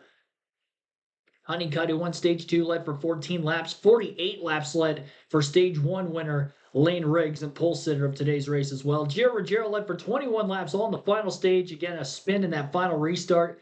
Cole Butcher led for 11 on pit strategy at one point as well. Stuart Friesen led for 1 lap. But the most important laps led for Grant Enfinger, and here is your race winner at Lime Rock today. Grant Enfinger, man, it's been far from the season you expected. You guys have hit a ton of adversity, and then today encapsulates that with the issues you had early on. How did you get this done and rally for the victory? I mean, honestly, it's Eric giving us great road course trucks all year long. Sadly enough, it's been our best opportunity to win is a road course, but we've had issues in all 3 of them. This time we had our issues in practice and broke a shock, and yeah, George did an amazing job. Derek did an amazing job. Just getting us out there to qualify, but we had missed something with some of the suspension components a bit, but Derek did a great job for the race. I feel like we had some things playing our hand. I don't think we could have be the 11 and the 34 straight up. I seen what happened in the ARCA race. I didn't want to line up third and push my way through the win. I know that's common these days, and I prayed about it. I thought about it, and I wanted to beat him straight up on the outside. So proud of that. That a lot went into that decision. But man, that's what I've been my whole career. I've made a lot of mistakes, but I didn't want to go in there and purposely root him out of the way and take the win. So I feel like we beat him on the launch, and I think we had a better car. And they're did just an amazing job with this Grant County March Chevrolet. So thank you to Cody, thank you to Paps, Granny. They hadn't been here for a while, but we appreciate them sticking with us.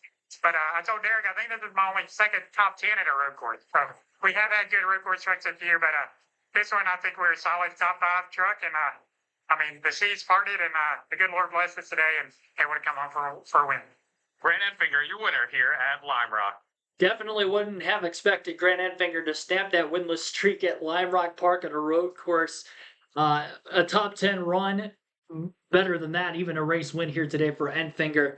And stamping a 40-race winless streak. I mentioned he went winless last season, was winless so far this year, hasn't won since 2024 in the Craftsman Truck Series. And here he is back in victory lane again. It is the 13th career Truck Series win for Enfinger as well. Congratulations to him. And thank you all to tuning in throughout today's live commentary coverage of the Craftsman Truck Race at Lime Rock Park, the Liuna 150. We'll be live for the Atlanta races for the NASCAR Cup and O'Reilly side later on tonight. The O'Reilly race at 7 p.m. Eastern, roughly 3 hours from now. We'll be live for the Cup Series tomorrow at about 6:30 p.m. Eastern, beginning with our pre-race there. So hope to see you for that and much more throughout the course of the NASCAR season. Be sure to subscribe if you haven't yet for more NASCAR content like this every NASCAR race weekend. And hit the like button on the stream as well. It really helps these streams out a ton. Our goal is to get to 50 likes for today's live commentary stream. And right now we are sitting at 41. So be sure to hit the like button if you haven't done so, so we can try to get to that goal after the stream has concluded. Thank you again. Have a good next couple hours, and I'll see you later tonight.